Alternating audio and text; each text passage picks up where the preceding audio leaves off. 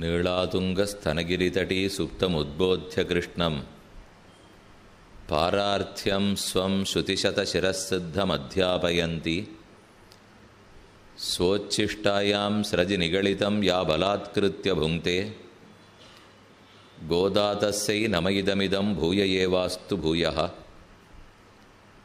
अन्नवयल पुதுவையாண்டாள் அரங்கற்கு பன்னு திருப்பாவை பல்வதியம் இந்நிசையால் பாடிக் கொடுத்தாள் நற்பாமாலை பூமாலை சூடிக் கொடுத்தாளைச் சொல்லு சூடிக் கொடுத்த சுடற்கொடியே தொல்பாவை பாடியருளவல்ல பல்வளையாய் நாடினி வேங்கடவர்க்கென்ன விதி என்ன இம்மாற்றம் நாங் கடவா வண்ணமே நல்கு. ஆழ்வார்களிலே பெண்ணாகப் பிறந்தவள் ஆண்டாள்.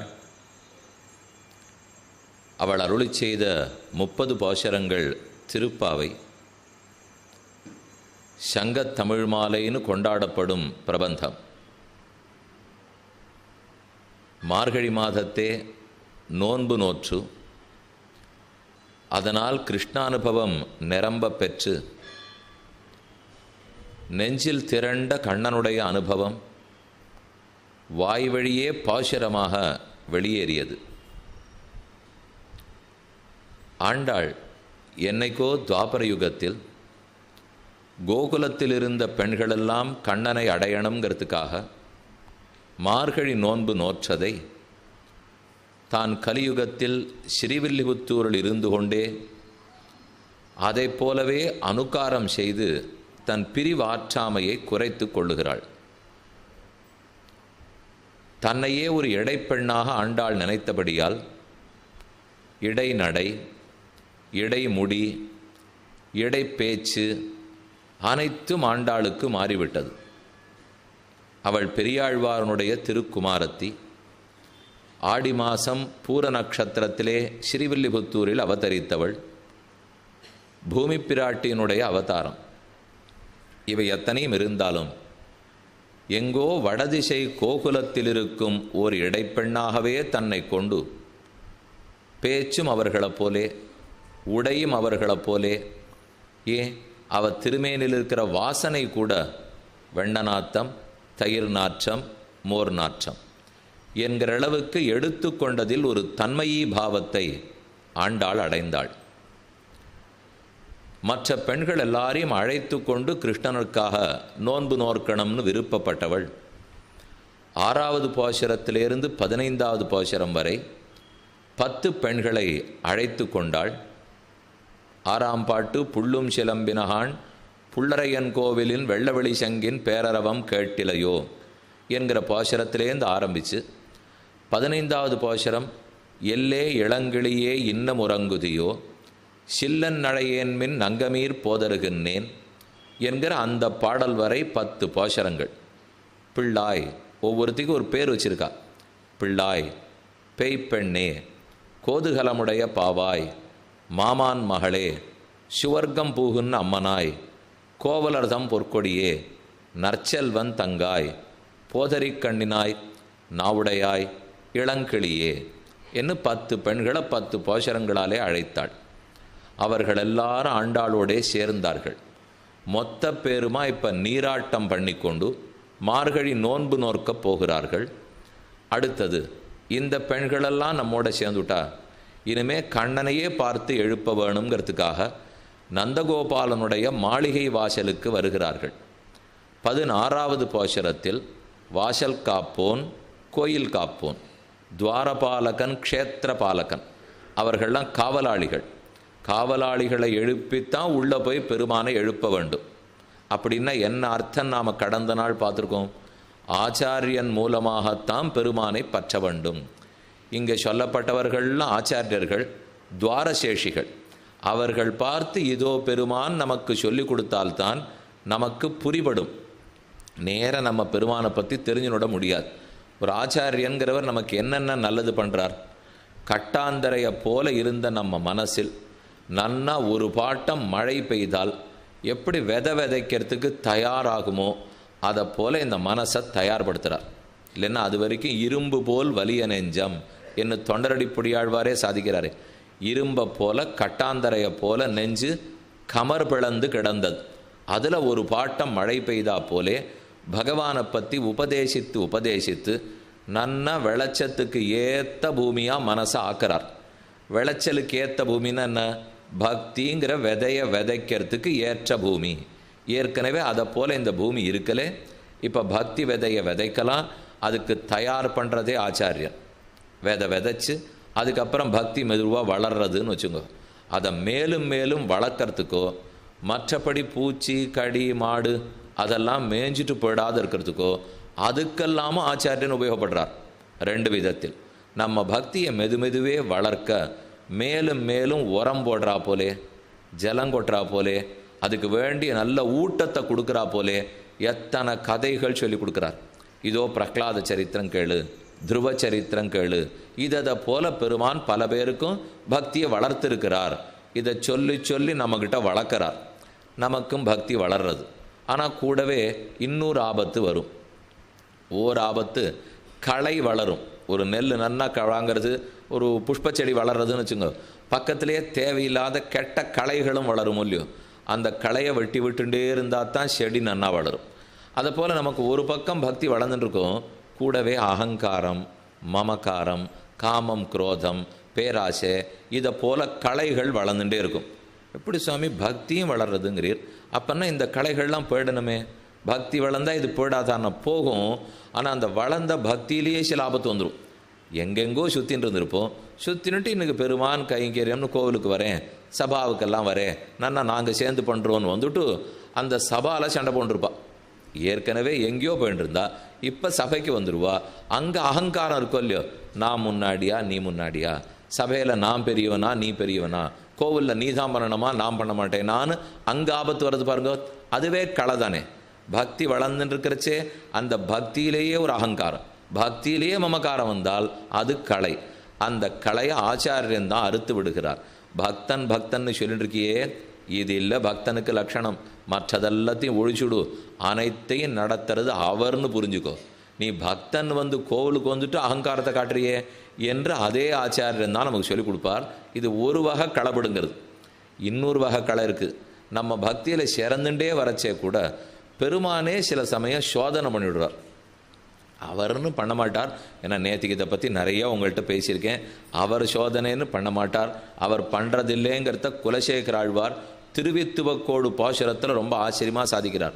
தருதுயரன் தடாயேல் உன் சரணல்லால் சரணில்லை, விரை கொழுவு மலர்பொழில் சூழ் வித்துவக்கோட்டம்மானே, அரிசினத்தால் இன்னதாய் அகற்றிடினும் மத்தவள்தன் அருள் நினைந்தே அழுங்குழவி அதுவே போன்றிருந்தேனே, வாளால் அறுத்து சுடினும் மருத்துவன் பால் மாளாத காதல் நோயாளன் போல் மீளா துயர்தரிலும் வித்துவக்கோட்டம்மா, நீ ஆளா உனதருளே பார்ப்பன் அடியேனே.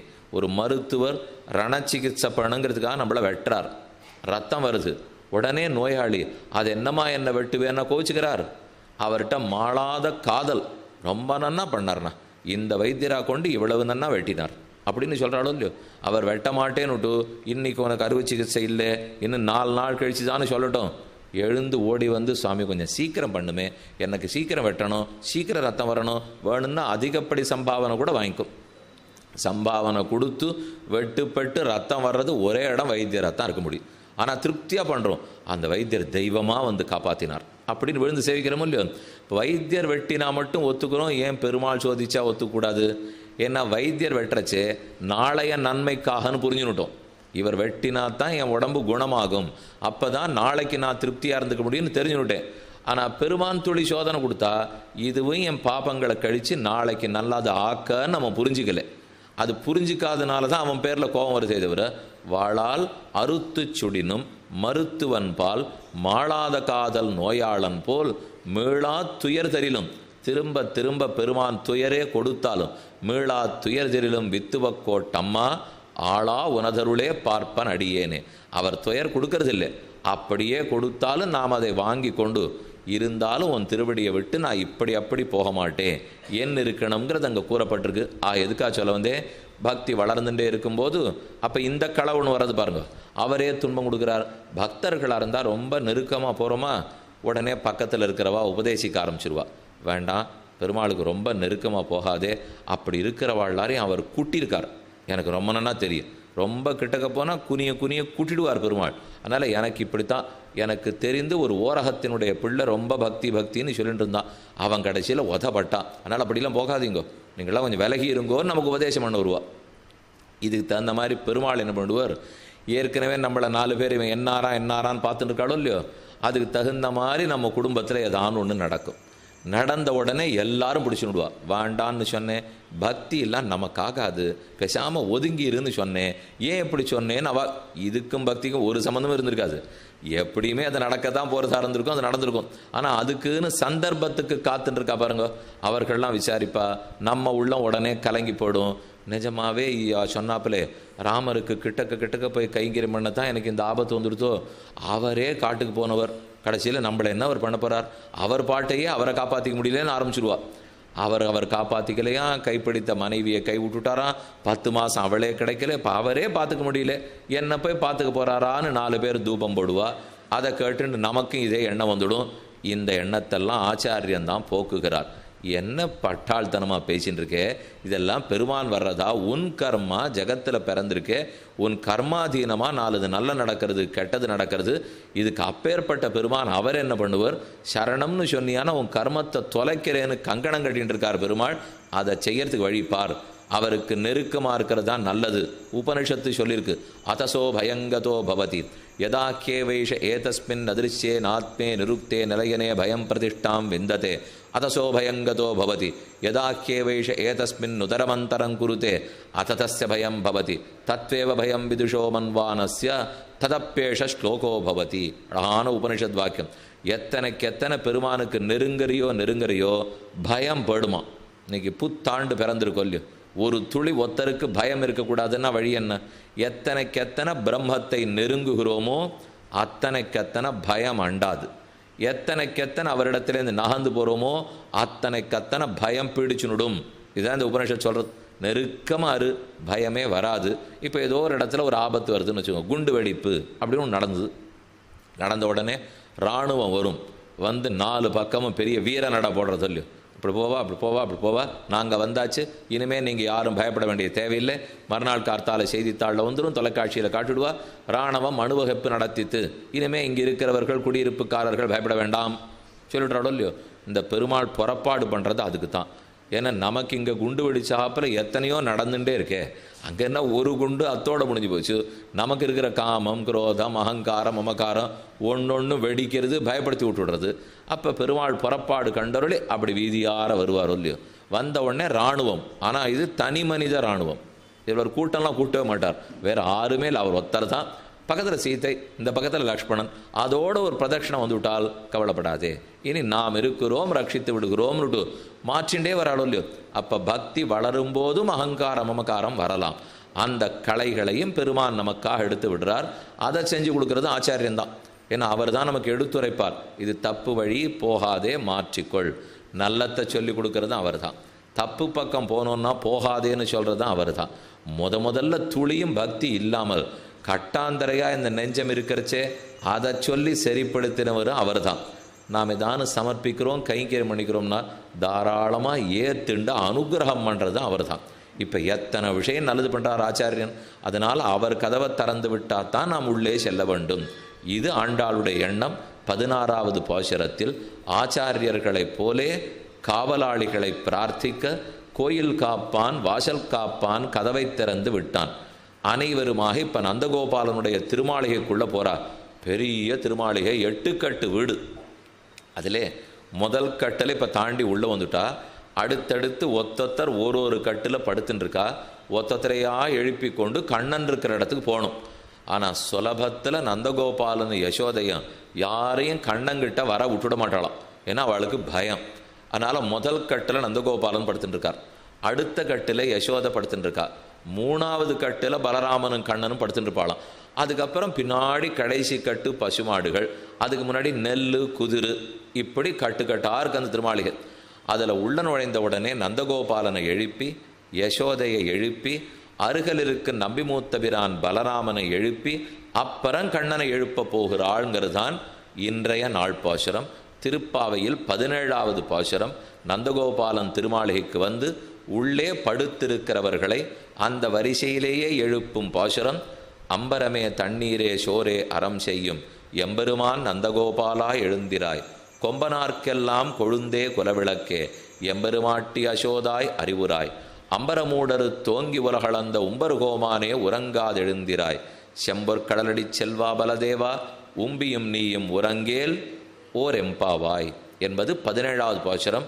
உம்பியும் உன் தம்பியும், உன் தம்பின்னு பலராமனை பார்த்து சொல்கிற வார்த்தை, உன் தம்பியான கண்ணனும் நீயும் உறங்கேல், உம்பியும் நீயும் உறங்கேல். நேற்றைக்கு பாசுரம், அதாவது நாயகனாய் நின்ன பாசுரத்திலே வாயால் முன்னம் மாற்றாதே அம்மா நீ நேசநிலைக்கதவம் நீக்கேலோர் எம்பாவாய்னு பாசுரம் இல்லையோ. நேசநிலைக்கதவம் நீக்கு கூட்டல் ஏலோர் எம்பாவாய், நீக்கு கதவை தர, அதுக்கப்புறம் ஏலோர் எம்பாவாய். ஆனால் இன்னைக்கு பாசுரத்தில் உம்பியும் நீயும் உறங்கேல் ஓர் எம்பாவாய்னு பிரிக்கணும். இன்னைக்கு உம்பியும் நீயும் உறங்கு ஏலோர் எம்பாவாய்னு பிரிச்சிடக்கூடாது. நன்னா தூங்குன்னு சொல்கிறதுக்காக இந்த பாசுரம் உம்பியும் நீயும் உறங்கேல். அப்போ பிரிக்க வேண்டிய இடம் ஏலோர் எம்பாவாய்னு ஒரு இடத்துல பிரிக்கணும், ஓர் எம்பாவாய்னு ஒரு இடத்துல பிரிக்கணும். நேத்தி பாசுரம் கதவு நீக்கு ஏலோர் எம்பாவாய், இன்றைய பாசுரம் உறங்கேல் ஓர் எம்பாவாய். இந்த வித்தியாசம் தெரிஞ்சுக்கணுங்கிறதுக்காக சொன்னேன். அம்பரமே தண்ணீரே சோரே அறம் செய்யும் எம்பெருமான் நந்தகோபாலாய் எழுந்திராய். இந்த பாசுரத்தால் முதல்ல எழுப்பப்படுபவன் நந்தகோபாலன், அடுத்து யசோதை, அடுத்து கண்ணன். ஆனால் கண்ணனை எழுப்ப போனவள் கண்ணன் திரும்பி பார்க்கலேன்னு தெரிஞ்சுன்னுட்டு ஏதோ முறை தப்பிட்டோம் போல் இருக்கு, வரிசையை சரியாக எழுப்பிண்டு வரல. பக்கத்தில் பலராமன் இருக்கிறச்சே என்னை எழுப்பலாமான்னு கண்ணனுக்கு கோவமா. அதனால எழுப்பினத்துக்கு பதில் சொல்லாமலே இருந்துட்டார் கண்ணன். ஓஹோ நாங்கள் தான் தப்பு பண்ணிட்டோம் அப்படின்னு பலராமனை எழுப்பிட்டு திரும்ப கண்ணனை எழுப்புகிறாள். பாசுர போக்க பார்த்தாலே அதை தெரிஞ்சுடலாம். இனி பதார்த்தம் சொல்கிறேன். பதவுரை. அம்பரமே தண்ணீரே சோரே அறம் செய்யும் எம்பெருமான் நந்தகோபாலா எழுந்திராய். நந்தகோபாலனே எழுந்திருக்க வேண்டும். நந்தகோபாலன் கண்ணனுக்கு வளர்ப்பு தந்தை, யசோதை வளர்ப்பு தாய். அதே போல தேவகியும் வசுதேவரும் பெற்றெடுத்த தாயும் தந்தையும். பெற்றெடுத்தவர்கள் மதுரையில் சிறையில் வாடுகிறார்கள். இப்போ இருக்கிறவா வளர்ப்பு தாயும் தந்தையும். இவர்களை பற்றி தான் மொத்தமே பேச்சு. அவர்கள் அன்னைக்கு பிறந்தன்னைக்கு கண்ணன் விட்டுட்டு வந்ததோடு சரி. 10 வருஷம் பெத்த தாய் தகப்பனாரோடு அவர் இருக்கவே இல்லை. 10வது வருஷம்தான் நந்த கிராமத்திலேருந்து திரும்ப எழுந்துள்ளுகிறார். கம்சன் வில்லியாகத்துக்காக கூப்பிட்டான். குவலையாபீடம்ங்கிற யானை அழித்தார். அடுத்து முஷ்டிக சாணூரர்கள் மல்லர்களை முடித்தார். 3வது கம்சனையை அழித்தார். இந்த சரித்திரம் நம்ம கேள்விப்பட்டிருக்கோம். அப்போ இப்போ பேச்சு நந்தகோபாலனை பற்றி. அம்பரமே தண்ணீரே சோரே அறம் செய்யும். அறம்னா தானம் தர்மம் பண்ணுறார்னு அர்த்தம். அறம்னா தர்மம், அறம் செய்யும் கொடுக்கிறார். எதை அவர் தானம் பண்ணுவாராம்? அம்பரம்னா வஸ்திரம் ஆடை. அம்பரமே ஆடை வஸ்திரதானம் பண்ணுறவரே, தண்ணீரே தீர்த்த தானம் பண்ணுறவரே, சோரே அன்னதானம் பண்ணுறவரே. அம்பரமே தண்ணீரே சோரே அறம் செய்யும் தான தர்மங்களை செய்யும் எம்பெருமான் நந்தகோபாலா எழுந்திராய். நந்தகோபாலனை எம்பெருமான்னு சொல்லலாமா? கண்ணன் தானே எம்பெருமான், வாஸ்தவம் தான். ஆனால் எம்பெருமானான கண்ணனையே பெற்று கொடுத்தவர் எம்பெருமான் இல்லையா? இந்த கண்ணனை கொடுத்தவர் அவர் தானே. அப்போ கொடுத்தவரை முதல்ல கொண்டாட வேண்டாமோ? அப்போ மறுபடியும் இந்த இடத்துல ஒரு அபிப்பிராயம் பாருங்க. பகவானை நமக்கு கொடுப்பவர் ஆர்? ஆச்சாரியன்தான். அதனால் பகவானை விட அவரை எம்பெருமான்னு சொல்ல வேண்டும். ஆனால் அந்த ஆச்சாரியனை நமக்கு கொடுத்தது யார்? பகவான் தான். பகவான் இல்லாட்ட ஆச்சாரியனை படைக்கவே போகிறது இல்லையா யாரும். அப்போ பெருமான் ஆச்சாரியனை கொடுத்தார், ஆச்சாரியன் பெருமானை கொடுக்குறார். 2 பேரில் யார் உயர்த்தி? இப்போ ஒரு விடுகதை பார்க்குறீங்களா? இந்த 2 பேருக்குள்ள யார் உயர்த்தி? வெள்ளி உயர்ந்ததா, மதிப்பு பெற்றதா? தங்கம் உயர்ந்து மதிப்பு பெற்றதா? சந்தேகம் என்ன சுவாமி? பாதி வேலை கூட தேராது. தங்கம் தான் ரொம்ப உயர்ந்தது. அது இப்போவும் நம்ம 2800 ரூபாய் குந்துமணி இவ்வளவு சொல்கிறோம். இது பரவாயில்லையே, 45,000 ரூபாய் இப்போ தான் பெரிய ஒரு தோலா அவ்வளவு தான் சொல்கிறான். அதனால் வெள்ளி சுமார், தங்கம் ரொம்ப உயர்ந்தது. அது புரிஞ்சு போச்சு. வெள்ளியை காட்டிலும் தங்கம் ஏற்றமுடையது. அதே போல் பெருமாள் தான் வெள்ளி ஆட்டம், ஆச்சாரியன் தங்கம் ஆட்டம். அதனால் வெள்ளி ஆட்டம் இருக்கிற பெருமாளை விட பன்மடங்கு மதிப்பு கொண்டவர் ஆச்சாரியன் ஒருத்தர் முடிச்சுட்டார். ஆனால் பெருமாள் பக்கம் பேசுகிறவா வெறுமை இருந்துருவாளா? அவள் அதுக்குன்னு இன்னொரு விடுகதை சொன்னா. இப்போ வெள்ளி வசத்திலே தங்கம் தான் உயர்ந்தது. இப்போ வெள்ளியை ஒருத்தர் தானம் பண்ணுறாருன்னு வச்சுப்போம், தங்கத்தை இன்னொருத்தர் தானம் பண்ணுறாருன்னு வச்சுப்போம். இந்த 2 பேருக்குள்ளே யார் உயர்ந்தவா? வெள்ளி தானம் பண்ணவரோட தங்க தானம் பண்ணவர் தான் உயர்ந்தவர். ஏன்னா பொருளை தானே உயர்ந்தது. அப்போ வெள்ளியை கொடுத்தவரை விட தங்கத்தை கொடுத்தவர் தான் உயர்ந்தவர். இப்போ வெள்ளி பெருமான் கொடுத்தவர் யாரு? ஆச்சாரியன். தங்க ஆச்சாரியன் கொடுத்தவர் யாரு? பெருமாள். இப்போ யார் உயர்ந்தவா? வெள்ளியை கொடுத்தவரை விட தங்க கொடுத்தவர் தானே உயர்ந்தவர். அப்படி பார்த்தா ஆச்சாரியனை விட பெருமான் தான் உயர்ந்தவர். வெள்ளியை விட உயர்சத்தின்னு பார்த்தா தங்கம் வசத்தி. ஆனால் கொடுத்தவருக்குள்ளே யார் உயர்ந்தவர்னு பார்த்தா ஆச்சாரியன் தான் உயர்த்தி. அப்போ இந்த கோணத்தில் பார்த்தா பெருமாள் உயர்ந்தவராக இருக்கார், அந்த கோணத்தில் பார்த்தா ஆச்சாரியன் உயர்ந்தவராக இருக்கார். ஆரோக்கியமான போட்டி என்று தான் கொள்ள வேண்டும். அதனால தான் ஆண்டாள் இங்கே சொல்லச்சே, எம்பெருமான் எம்பெருமான் எங்கள் கண்ணனைத்தான் நாங்கள் கூப்பிடுவோம், ஆனால் அந்த கண்ணனையும் எங்களுக்கு கொடித்தீரோ இல்லையோ, அதனால் உண்மையே எம்பெருமான்னு கூப்பிடுகிறோம். எம்பெருமான் நந்தகோபாலா எழுந்திராய், அம்பரமே தண்ணீரே சோரே அறம் செய்யும், எம்பெருமான் நந்தகோபாலா எழுந்திராய். கூப்பிட்டாச்சு, நந்தகோபாலனு கண்ணை விழிச்சார், போலாம் அப்படின்னு அவர் கட்டிலேருந்து உள்ள அனுமதிச்சுட்டார். கட்டை தாண்டி 2ஆம் கட்டுக்கு வரா. இப்போ வந்தால் யசோதை பிராட்டி படுத்து கொண்டிருக்கிறாள். கொம்பனார்க்கெல்லாம் கொழுந்தே குலவிளக்கே எம்பெருமாட்டி அசோதாய் அறிவுராய். இது 2ஆம் கட்டுக்கு பாசம். எம்பெருமான் நந்தகோபாலா எழுந்திராய், நந்தகோபாலன் எழுந்திருந்துட்டார். அடுத்தது இப்போ கொம்பனார்க்கெல்லாம், கொம்பு கொம்புனா வஞ்சி கொம்பு, கொம்பனார் வஞ்சி கொம்பு போன்றவர்கள், வஞ்சி கொம்பு போன்ற மெலிதான சிறுத்த இடையுடைய பெண்கள், அந்த ஊர் பெண்கள், அந்த மொத்த இடைப்பெண்களுக்கும் கொழுந்து போன்றவளா இவள்.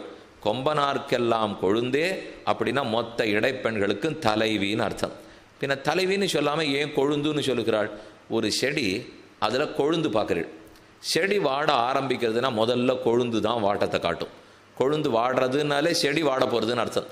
அதை போல் இந்த ஊரில் எந்த பெண்ணுக்கு என்ன ஆபத்து, அவள் ஏதானு வாட போகிறாள்னா அதற்குரிய முகத்தில் சோகம் யசோத முகத்தில் தான் தெரியுமா.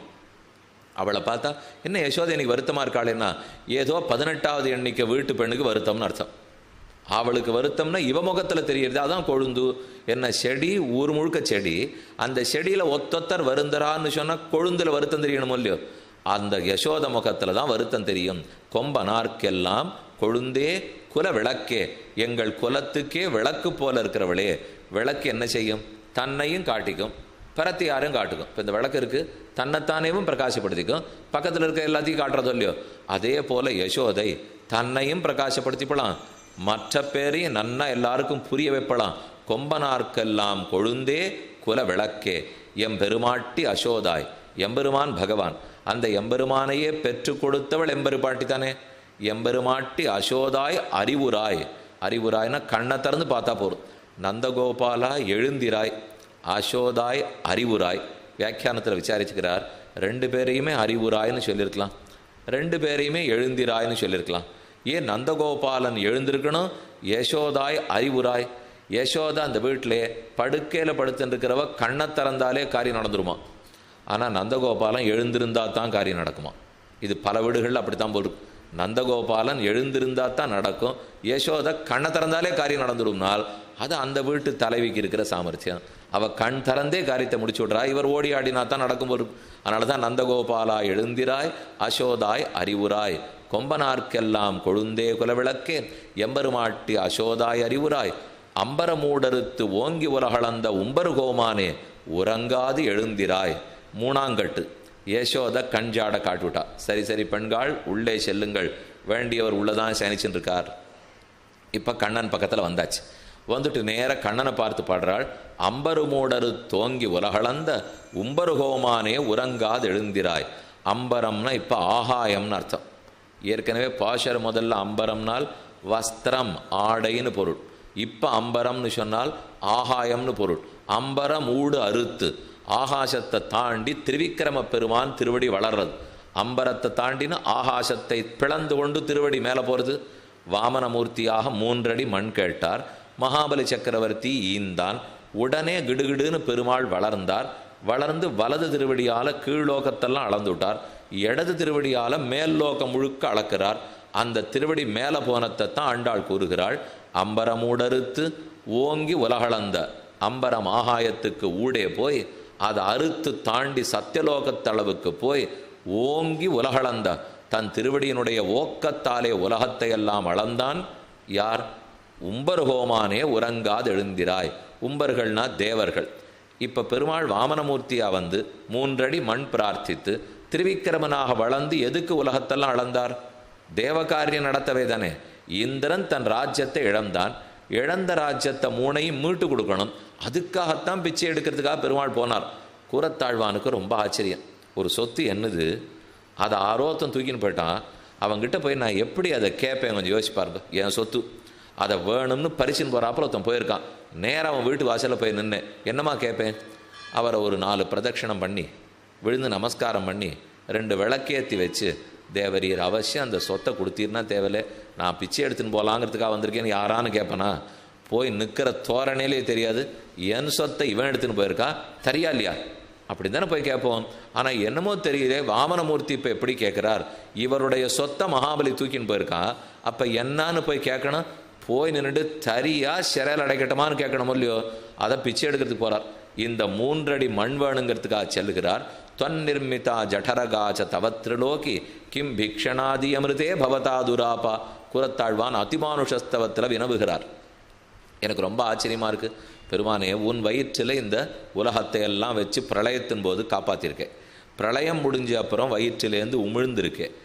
ஆபத்து வருங்காலத்தில் வராக பெருமானா இடர்ந்து எடுத்திருக்கேன். உன் தலையிலேயே ஆதிசேஷனா பாத்தாளத்துக்கு கீழே இருந்து தாங்கறே. இவ்வளவு தூரம் இந்த பூமி உனக்கு வசப்பட்டது, அதை போய் ஒருத்தன் தூக்கின்னு போயிட்டான்னு அவங்ககிட்ட பிச்சை எடுக்கிறதுக்கு நீ போறியே, எனக்கு ரொம்ப ஆச்சரியமாக இருக்குது. எங்களெலாம் 2 வருஷம் ஒரு சொத்து எங்களுதாக இருந்தாலும் என்ன சண்டை போடுவோம் தெரியுமோ? நாங்கள் ஒன்றும் வயத்துலையும் வச்சு காப்பாற்ற வேண்டாம், தோல்லையும் வச்சு காப்பாற்ற வேண்டாம்.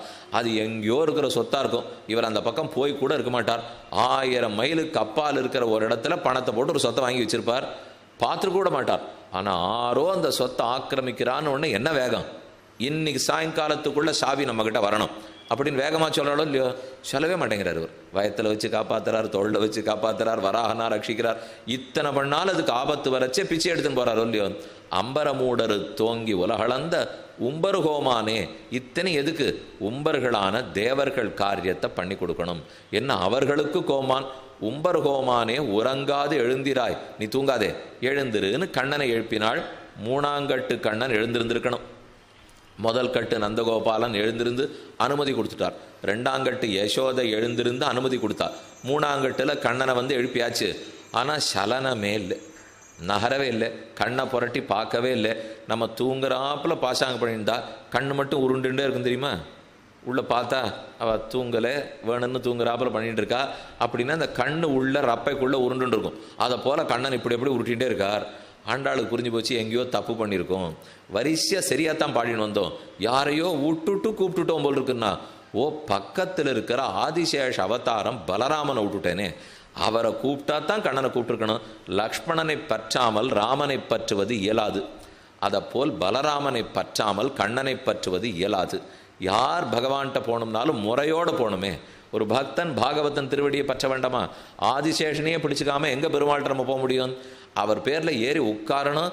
பகவான் மடி நமக்கு வேணும்னாலும் ஆதிசேஷ பீഠத்தில் காலை வச்சு ஏறினாத்தானே. அங்கே அவரை திருவடியை பற்றி ஆகணுமோ இல்லையோ? அதனால் ஆண்டாள் புரிந்து கொண்டு கடைசி 4வது வரியை மாத்திரா. இப்போ அம்பரமூடரு தோங்கி உலகளந்த உம்பருகோமானே உறங்காது எழுந்திராய் செம் பொற்கடலடி செல்வா பலதேவா.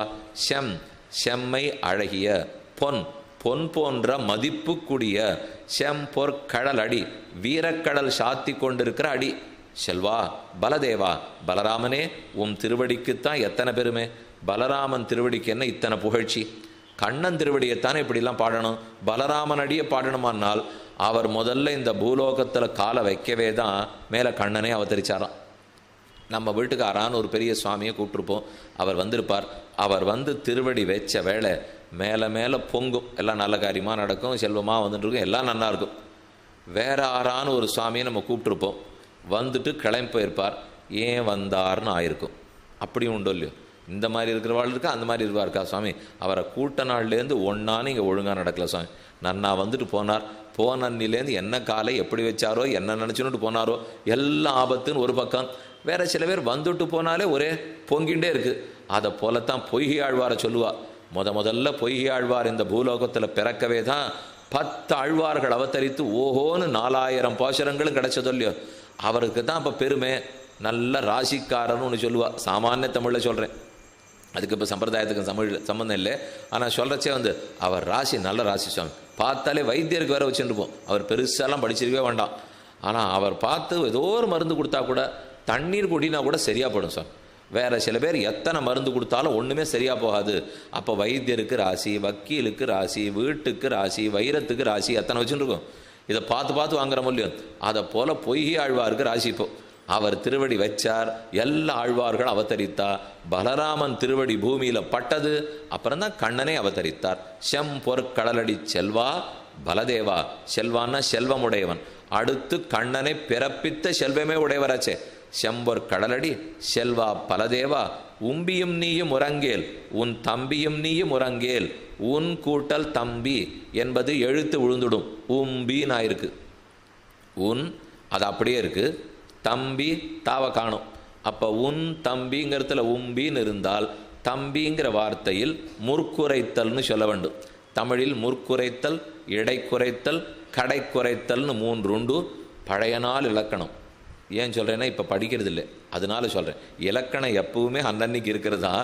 ஆனால் அந்த இலக்கணத்தை இப்போ நம்ம படிக்கிறதே இல்லையோ. முற்குறைத்தல்னா முதல் எழுத்து விழுந்துடும்னு அர்த்தம். இடைக்குறைத்தல்னா நடுவில் எழுத்து விழுந்துடும். கடைக்குறைத்தல்னா கடைசி எழுத்து இருக்காது. இப்போ ஒன் சங்கு கதை வாழ் ஆழியான் ஒருவன் அடியேன் உள்ளான் என்று ஒரு இடத்துல ஆழ்வார் போச்சரம். ஒன் சங்கு கூட்டல் கதை கூட்டல் வாழ் கூட்டல் ஆழியான், ஒன் சங்கதவாள் ஆழியான் ஒருவன் அடியேன் உள்ளான்னு வரும். அப்போ ஒன் சங்கு கதவாள்னு இருக்கணுமோ இல்லையோ. ஒன் சங்கதவாள்னு வந்தால் சங்கு கூட்டல் கதைங்கிற இடத்தில் கூ விழுந்துடுத்து. சங்குல இருக்கிற கூ விழுந்துட்டா அது கடைக்குறைத்தல். அப்போ ஒன் சங்கதவாள் அழியான் ஒருவன் அடியேன் உள்ளான். அதை போல இந்த இடத்துல உம்பியும் நீயும் உறங்கேல், உன் தம்பியும் நீயும் உறங்கேல். பலராமனே உன் தம்பியான கண்ணனும் நீயும் இனி தூங்கக்கூடாது, எழுந்திருந்து வான்னு பிரார்த்திக்கிற பாசனம் இது. இப்போ பாசரத்திருக்கிற பதவுரை பார்த்துட்டோம். இதுதான் இந்தந்த சொற்களுக்கு என்னென்ன அர்த்தம். அப்போ வரிசையாக எழுப்புகிறாள். முதலில் நந்தகோபாலன், அடுத்து யசோதை, அடுத்து கண்ணன். தப்பா போச்சு. மறுபடியும் பலராமன். பலராமனை எழுப்பிட்டு கண்ணனை எழுப்பினாள். இது வரைக்கும் சரி.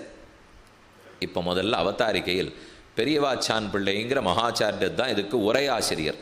அந்த சுவாமி விசாரம் பண்ணிக்கிறார், எதற்காக இந்த வரிசையில் படுத்திருக்கிறார்கள். அந்த வீட்டில் இப்படி தான் படுத்துட்டு இருக்கணுமா? முதல் கட்டில் நந்தகோபாலன், அப்புறம் யசோதை. இது என்ன பெரிய கட்டும் காவலும் ரொம்ப பெருசாக இருக்கே. அதெல்லாம் கண்ணனுக்கு வேணுமானால் இந்த ஊர் பொல்லாத ஊர். கண்ணனை தூக்கிண்டு போய் கல்யாணம் பண்ணிட்டாலும் பண்ணிடுவா. அதனால் நாம் ஒரு நாள் விட்டே கொடுத்துடக்கூடாது அப்படிங்கிறதுக்காக முதல்ல நந்தகோபாலன் வெல்கம் போட படுத்துட்டு போகிறான். அப்படி கூட பெண்கள்லாம் தூக்கின்னு போடுவாளா சுவாமி? அப்படிலாம் கேள்விப்பட்டது இல்லையே. ஆண்கள் வேணால் தூக்கின்னு போவானா? உங்களுக்கு தெரியாது. இந்த ஊரில் பெண்கள் தான் தூக்கின்னு போவா, ஆண்கள் தூக்கின்னு போகிறது இல்லை. அப்படி கூட பார்த்த இடம் உண்டோனால் அதுக்கு அழகாக கதை சொல்கிறார்.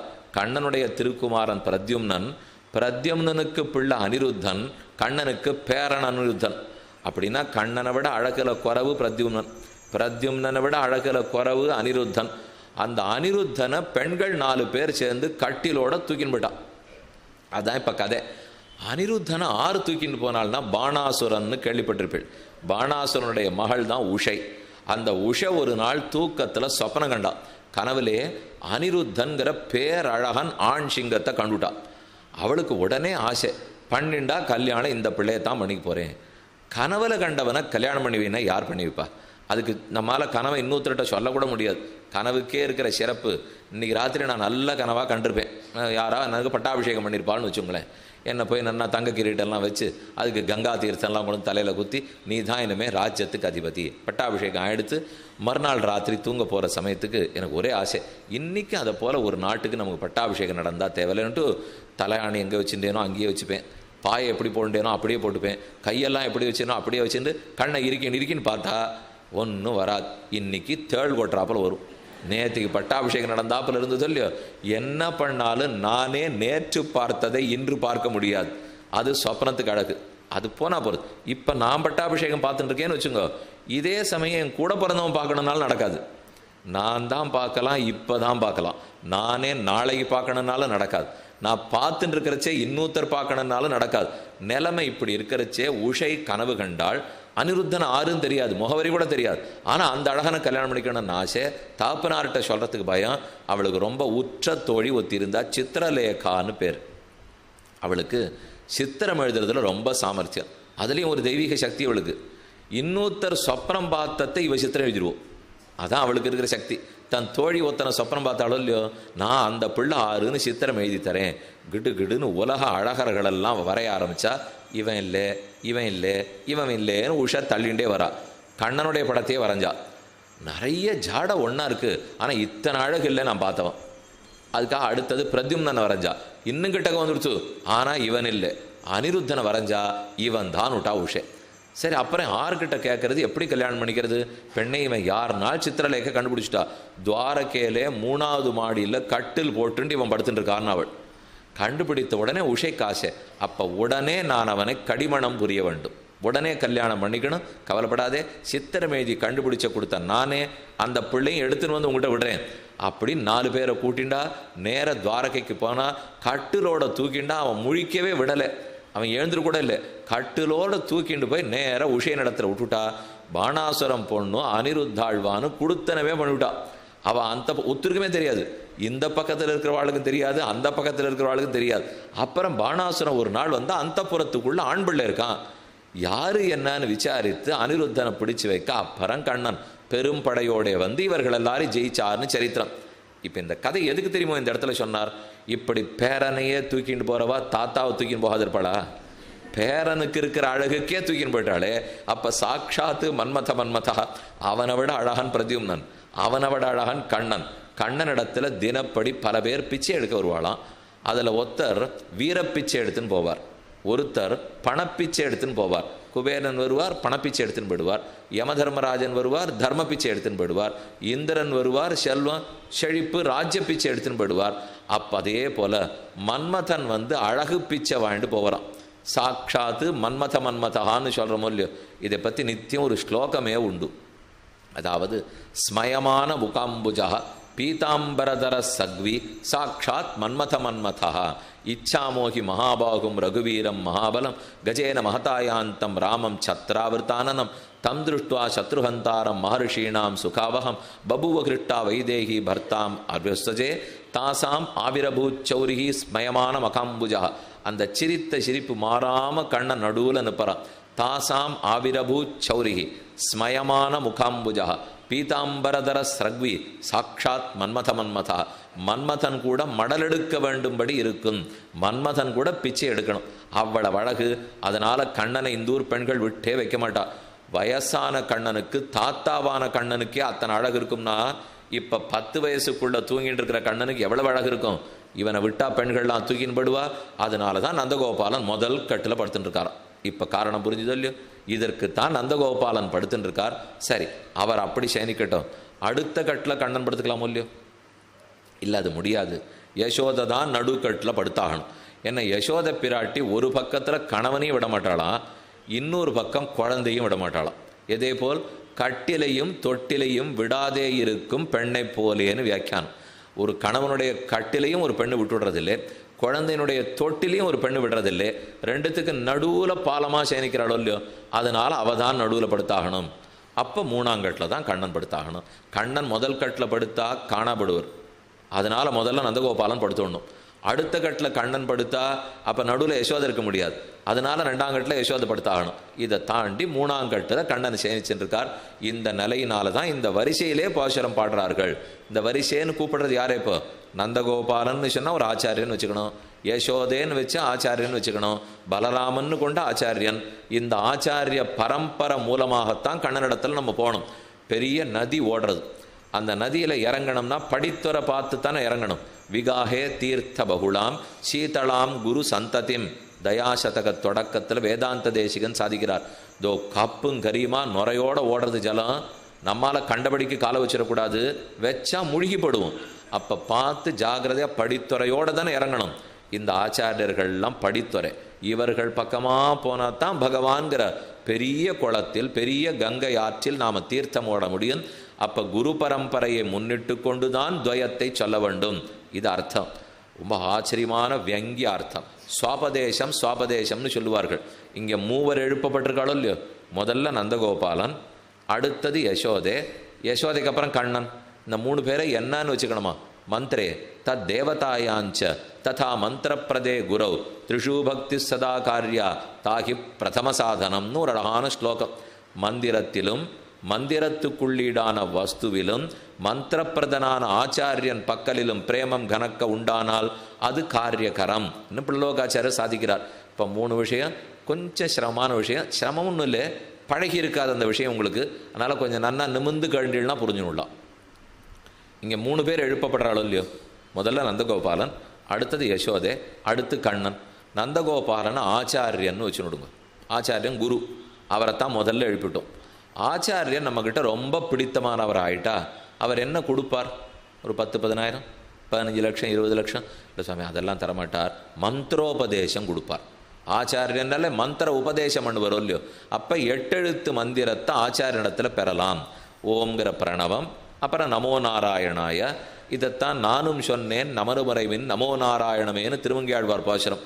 நான் கண்டு கொண்டேன் நாராயணாவென்னும் நாமம்னு பாடினாரோ இல்லையோ, அது எத்தனையோ நல்லது செய்யும். குலந்தரும் செல்வந்தந்திடும் அடியார் படுதுயன் ஆயிரவெல்லான் நிலந்தரும் செய்யும் நீழ்விசும்பொருளும் அருளொடு பெருநிலமளிக்கும் பெற்ற தாயினும் ஆயின செய்யும். எத்தனையோ நல்லது நமக்கு செய்யும். அந்த திருமந்திரத்தை 2வதுன்னு வச்சுக்கோ. ஆச்சாரியன் திருமந்திரம் கொடுப்பார். அதுக்கு பெரிய திருமந்திரம்னு பேர். 8 எழுத்து மந்திரமாம் பெரிய திருமந்திரம். ஆச்சாரிய நடத்துல தான் அதை பெற முடியும். உங்கள் எல்லாருக்கும் ஆசையாக இருக்கும், நாங்கள் கூட திருமந்திரம் சொல்லணும் சுவாமி. சொல்லலாம், ஆனால் அப்படியே நம்ம வீட்டில் உட்காந்து சொல்ல முடியாது. அதுக்குன்னு சில நியமங்கள் உண்டு, நிஷ்டைகள் உண்டு. அதற்கு ஒரு ஆச்சாரிய இடத்துல போகணும், அவரிடத்துல பஞ்சசம்ஸ்காரம் பண்ணிக்கொண்டு உபதேசம் பெற வேண்டும். பெற்று சொன்னாதான் அதுக்கு இருக்கிற லாபம். இல்லையே, நாங்கள்லாம் வீட்டில் நித்தியம் சொல்லிட்டு இருக்கோமேன்னா லாபம் இருக்காது. அது இருக்கணும்னா அதற்கு தகுந்து வந்தால் தான் அது கிடைக்கும். இல்லை நாங்கள் சொல்லிட்டு இருக்கோமே, நாள் சொல்லிட்டு இருக்கலாம், ஏதோ கதை புத்தகம் படிக்கிறா அவளோட படிச்சுட்டு இருக்கலாம். அதற்குன்னு உபதேசம் பெற்றாத்தான். இப்போ இன்றைக்கி ரொம்ப ஆச்சரியமான நன்னாள், மார்கழி மாசத்து மூல நன்னாள், ஹனுமத் ஜெயந்தி இல்லையோ. ஹனுமத் ஜெயந்தி ஹனுமானுக்கு ஊர் முழுக்க ஓஹோன்னு கொண்டாடுறோம். அந்த கொண்டாட்டமெல்லாம் ஹனுமான் எப்போதும் உபதேசம் பெற்றவராக இருக்கார், நல்ல சித்தி அடைந்தவராக இருக்கார். அப்போ ஹனுமார் உபாசகராக இருக்கார்னு சொன்னால் வெறுமையத்தையோ மந்திரம் சொன்னதுக்காக ஒன்றும் நடக்காது. இப்போ நரசிம்ம உபாசகராக இருக்கார்னு சொன்னால் அது உபதேசம் பெற்றாத்தான் நடக்கும். சக்கரத்தாழ்வார் மந்திரம் சுதர்சன மந்திரம்னா உபதேசம் பெற்றாத்தான் நடக்கும். அதை போல திருமந்திரத்தையும் உபதேசம் பெற வேண்டும். அதுக்குன்னு ஆச்சாரியர்கள் இருக்கா, ஆதாரபூர்வமாக வெளியிடக்கூடிய ஆச்சாரியர்கள். அப்போ ஆச்சாரியன்தான் மந்திரோபதேசம் பண்ணணும். முதல்ல எழுப்பினது நந்தகோபாலனே ஆச்சாரியன்னு வச்சுங்கோ. அடுத்து எழுப்பினது யசோதையே மந்திரம்னு வச்சுங்கோ. அதான் திருமந்திரம். 8 எழுத்து மந்திரத்தை யசோதைன்னு வச்சுப்போம். அந்த மந்திரம் கிடச்சிடுத்துன்னு வச்சுங்கோ. முதல்ல ஆச்சாரியன் கிடைக்கணும். ஆச்சாரியன் கிடைச்சா மந்திரம் கிடச்சிடும். மந்திரம் கிடச்சிட்டா மந்திரத்துக்குள்ளே தானே பெருமாள் இருக்கார். நமோ நாராயணாயாங்கிற இடத்துல நாராயணாயாக்குள்ளே தானே பெருமாளே இருக்கார். அப்போ மந்திரம் கிடச்சிடுத்துனா நாராயணன் கிடச்சிடுவார். இது 3. இப்போ ஆச்சாரியன் கிடச்சிவிட்டா மந்திரம் கிடச்சிடும், மந்திரம் கிடச்சிவிட்டா நாராயணன் கிடச்சிடுவார். அப்போ முதல்ல ஆச்சாரியனை எழுப்பு, அவரிடத்துலேருந்து மந்திரத்தை வாங்கினா பெருமாளை பிடிச்சிடணும். இந்த சம்பந்தமே பாருங்க. மந்திரங்கிற நாராயண மந்திரத்துக்குள்ள பெருமாள் இருப்பார்னால் யசோத வயத்துக்குள்ள தானே கண்ணன் இருந்தார். அதனால யசோதைய மந்திரம்னு சொல்லலாமோ இல்லையோ. அந்த யசோதைங்கிற மந்திரத்தை யார் உபதேசிக்கணும், கொடுக்கணும்? நந்தகோபாலங்கிற கணவன் எழுந்திருந்தா தானே. அப்போ ஆச்சாரியன் எழுந்திருந்தா தான் மந்திரங்கிற யசோதை. மந்திரங்கிற யசோதை கிடைத்தா தான் கண்ணன் அதுக்குள்ள இருக்கிற பெருமாள். மந்திரத்திலும் மந்திரத்துக்குள்ளீடான வஸ்துவிலும் மந்திரப்பிரதனான ஆச்சாரியன் பக்கலிலும் பிரேமம் கனக்க உண்டானால்னு 3 இடத்துல நமக்கு விருப்பம் இருக்கணும். அதைத்தான் ஆண்டாள் இந்த பாசுரத்தால் சொல்கிறாள்ங்கிறது ரொம்ப ஆச்சரியமான சுவாபதேசார்த்தம்.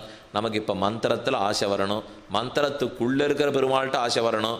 முதல்ல நாமந்தான் மந்திரமாகும். நாராயணஹா நாமம், கேசவஹா நாமம், ராமஹா நாமம், கிருஷ்ணஹா நாமம். இந்த நாமம் எப்போ தெரியுமோ மந்திரமாகும்? முதல்ல இந்த நாமத்தோட 4வது வேற்றுமை உருபு சேரணும். சதுர்த்தி விபக்தி என்ன சம்ஸ்கிருதத்தில் சொல்கிறோம். 4வது வேற்றுமை உருபு சேர்ந்தால் ராமஹா ராமாய, கிருஷ்ணஹா கிருஷ்ணாய, நாராயணஹா நாராயணாய, கோவிந்தஹா கோவிந்தாய நாரதொல்லியோ. அது ஆனப்புறம் அதுக்கு முன்னும் பின்னும் ஒரு சொல்ல சேர்க்கணும். ஓம் சேரணம், நமஹா சேரணம். சேர்ந்துட்டா ஓம் கோவிந்தாய நமஹா, ஓம் நாராயணாய நமஹா, ஓம் மதுசூதனாய நமஹா, ஓம் ராமாய நமஹா. அப்படின்னா அது மந்திரமாயிடும். ராம ராம ராமான்னு சொன்னால் நாமமாக இருக்கும். அந்த நாமம் மந்திரமாகணும்னால் 4வது விபக்தி சேரணும், 4வது வேற்றுமை உருபு சேரணும், ஓம் முன்னாடி சேரணும், நமஹா பின்னாடி சேரணும். அப்போ என்ன அர்த்தம் கிடைக்கும்னால் ராமனுக்கு நான் அடிமை. ஆங்கிற எழுத்தால பகவான் சொல்லப்படுறார். அதில் மாங்கிற எழுத்தால சொல்லப்படுற ஜீவாத்மா அடிமை. பரமாத்மாவுக்கு ஜீவாத்மா அடிமை. அடியேன் ராமா தேவரீருக்கு அடிமை. நான் எனக்குரியவன் அல்லேன், உமக்குரியவன் அப்படின்னு சொல்லிட்டா தான் அது மந்திரமாகும். நாமமாக இருந்தால் யார் வேணா எப்படி வேணா சொல்லிட்டு இருக்கலாம். மந்திரம் எடுத்துன்னா நியமம் வேணும், நிஷ்டை வேணும். அதனால தான் மந்திரோபதேசங்கிறோம். செருப்பை போட்டுண்டு சொல்லக்கூடாது, குளிக்காமல் சொல்லக்கூடாது, தீட்டு விழுப்பு பட்டு கொண்டு சொல்லக்கூடாது, இன்னென்ன நாளில் சொல்லக்கூடாது, இப்பப்போ சொல்லக்கூடாது. வரமுறை நிறையா இருக்குது. ஏன் எப்போ வேணால் சொன்னால் என்ன சுவாமினால் சொல்லலாம். இப்போ என்ன வாதம் பண்ணுவாள்னா, பெருமான் பக்தர்களுக்கு ரொம்ப அடங்கியவன்னு சொல்கிறோம் இல்லையோ, அவர் கருணையே உருவானவர் தானே, அப்போ நான் எப்படி சொன்னாலும் அவர் ஏற்றுக்க மாட்டாரா அப்படின்னு ஒரு வாதம் இருக்குது. ஏற்றுக்க மாட்டார். ஏன்னா அவர் கருணையே உருவானவர் நமக்கு யார் சொல்லிக் கொடுத்தா? பெருமான அடையணும்னு யார் சொல்லிக் கொடுத்தா? சாஸ்திரம் தானே. வேதம் சொல்லிக் கொடுத்தது, ஆச்சாரியன் சொல்லிக் கொடுத்தார். அந்த வேதமே தான் அவருக்குரிய மந்திரத்தை எப்படியும் சொல்லாதே இப்படி சொல்லுங்கிறது. அப்போ வேதத்தின் மூலம் பகவானை தெரிஞ்சுட்டு இதை நான் 2-3 கோணத்தில் உங்ககிட்ட 2-3 நாள் சொல்லியிருக்கேன். எதன் மூலம் பெருமானை தெரிஞ்சுக்கிறோமோ அவர் எப்படி சொல்கிறாரோ மொத்தம் அதன் வழி தான் நான் நம்பியாகணும். அவரை தெரிஞ்சுக்கிறதுக்கு மட்டும் வேதம் வேணும், ஆனால் அடையறதுக்கு நானாக வழி கண்டுபிடிச்சிப்பேன்னு சொல்ல முடியாது. அவரை தெரிவிக்கிறது எந்த வேதமோ அவருக்கு அடையறதுக்குரிய வழியை அந்த வேதம் தான் சொல்லும். அப்போ அந்த வழிப்படி தான் நானும் பின்பற்றணும். தெரிஞ்சின்றது நானாக தெரிஞ்சுட்டு இருந்தா அப்போ வழியை நானாக கண்டுபிடிக்கலாம். தெரிஞ்சின்றது மட்டும் வேதத்தில் இருந்து வழி மட்டும் நான் கண்டுபிடிச்சிட முடியுமா சொல்லுங்க? ஆகவே தான் இந்த பாசுரத்தில் முதல்ல ஆச்சாரியன் கொடுக்குற மந்திரத்துக்குள்ளே இருக்கிற பகவான். ஆச்சாரியன் எப்படி வருவர்? அதாவது உள்ள சொல்லிட்டீர். பெருமாள் வேணும்னா மந்திரம் வேணும், மந்திரம் வேணும்னா ஆச்சாரியன் வேணும், ஆச்சாரியன் வேணும்னா ஆத்ம குணம் வேணும். நல்ல பண்புகள் இருந்தால் தான் ஆச்சாரியன் கைபுருவர். நமக்கு அகங்காரம் கூடாது, மமக்காரம் கூடாது, காமக்ரோதங்கள்லாம் இருக்கக்கூடாது. இது எல்லாத்தையும் விட்டால் தான் ஒரு ஆச்சாரியன் திரும்பியே பார்ப்பார். அப்போ ஆத்மகுணம் கைபுகுந்தால் ஆச்சாரியன் கைபுகுருவார். ஆச்சாரியன் கைபுகுந்தால் மந்திரம் கைபுகுரும். மந்திரம் கைபுகுந்தால் மந்திரத்துக்குள்ளீடான நாராயணன் ஈஸ்வரன் கைபுகுவார். ஈஸ்வரன் கிடைச்சுட்டா மோட்சம் கிடைச்சிட போகிறது. அப்போ மோட்சம் வேணும்னா பகவான் வேணும்னா மந்திரம் வேணும்னா ஆச்சாரியன் வேணும்னா நல்ல பண்புகள். அதனால் அடிப்படையில் நாம் நல்ல பண்புகளை வளர்த்துக்கணுமே. அதைத்தான் இந்த பாசுரத்தில் அம்பரமே தண்ணீரே சோரையறம் செய்யும் நந்தகோபாலா எழுந்திராய். நந்தகோபாலனை எழுப்பி யசோதைங்கிற மந்திரத்தை எழுப்பி கடைசியாக கண்ணனை எழுப்புகிறாள். இனி பாசுரத்தினுடைய அர்த்தம் சில அழகான கருத்துகள் இருக்குது, சேர்த்து சொல்கிறேன். இப்போ எதற்காக இந்த வரிசையில் படுத்துட்டுருக்கா? அனிருத்தனுக்காக. அங்கே நடந்த வம்பு பயம் இப்போ இருக்குது. அதனால தான் கண்ணனை ஒருத்தரும் தூக்கின்னு படக்கூடாதுங்கிறதுக்காக தான் முதலிலேயே சயனித்து கொண்டிருக்கிறார். சாட்சாத்து மன்மதனான எம்பெருமான். அவனை விட்டு கொடுக்க மனமில்லை. அம்பரமே தண்ணீரே சோரே அறம் செய்யும் எம்பெருமான் நந்தகோபாலா எழுந்திராய். இவர் ஒரு தானம் பண்ண ஆரம்பித்தார்னு வச்சுங்க. இந்த இடத்துல நல்லா பீப்பாவா தண்ணீர் வச்சு போகிறான். அதை கொடுக்க ஆரம்பித்தா நந்தகோபாலனுக்கு தண்ணீர் தானத்துக்குன்னே பிறந்த வருஷம். அவராட்டம் 6 தண்ணீர் தானம் பண்ண போகிறதுலேயும் பேர் வாங்கிடுவாராம். அதே அவர் ஆடை வஸ்திர தானம் பண்ண போகிறாருன்னு வச்சுங்க, வஸ்திர தானத்துக்கே பேர் வாங்கின வருஷம் அப்படின்னு அதுக்கு வாங்கிடுவாராம். அம்பரமே தண்ணீரே சோரே அறம் செய்யும். வஸ்திரதானமே பண்ணுறவர், தீர்த்த தானமே பண்ணுறவர். இப்போ ஆண்டாள் ஓஹோன்னு இவரை கொண்டாடிட்டு இருக்கிறதுக்கு என்ன தெரியுமோ காரணம்? நிறையா வஸ்திரம் கொடுக்குறவரே, நிறையா அன்னமாக கொடுக்குறவரே, நிறையா தீர்த்தமாக கொடுக்குறவரேன்னா எனக்கு எப்போ கொடுக்க போறீர்னு அர்த்தம்.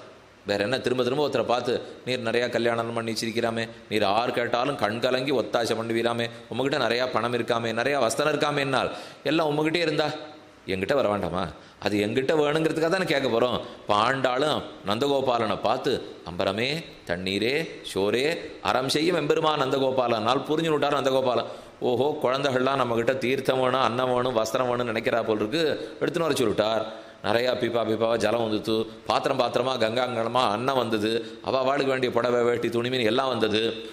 அப்போ ஆண்டாள் பிரார்த்திக்கிறா, இதில் ஒன்றொன்று கொடுத்தா அதை தான் ஆகும்.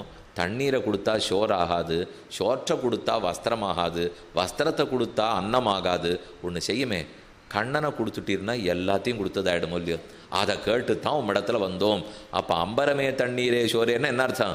இந்த தனித்தனியாக கொடுத்து நாங்கள் வாங்கிக்கிறதா இல்லை, ஒரு கண்ணனை கொடுத்துட்டீர்னா மொத்தத்தையும் பெற்றதா அர்த்தம். அதுக்கு பிரமாணம் சொல்கிறார், ஏகைக பலலாபாய சர்வலாபாய கேசவா.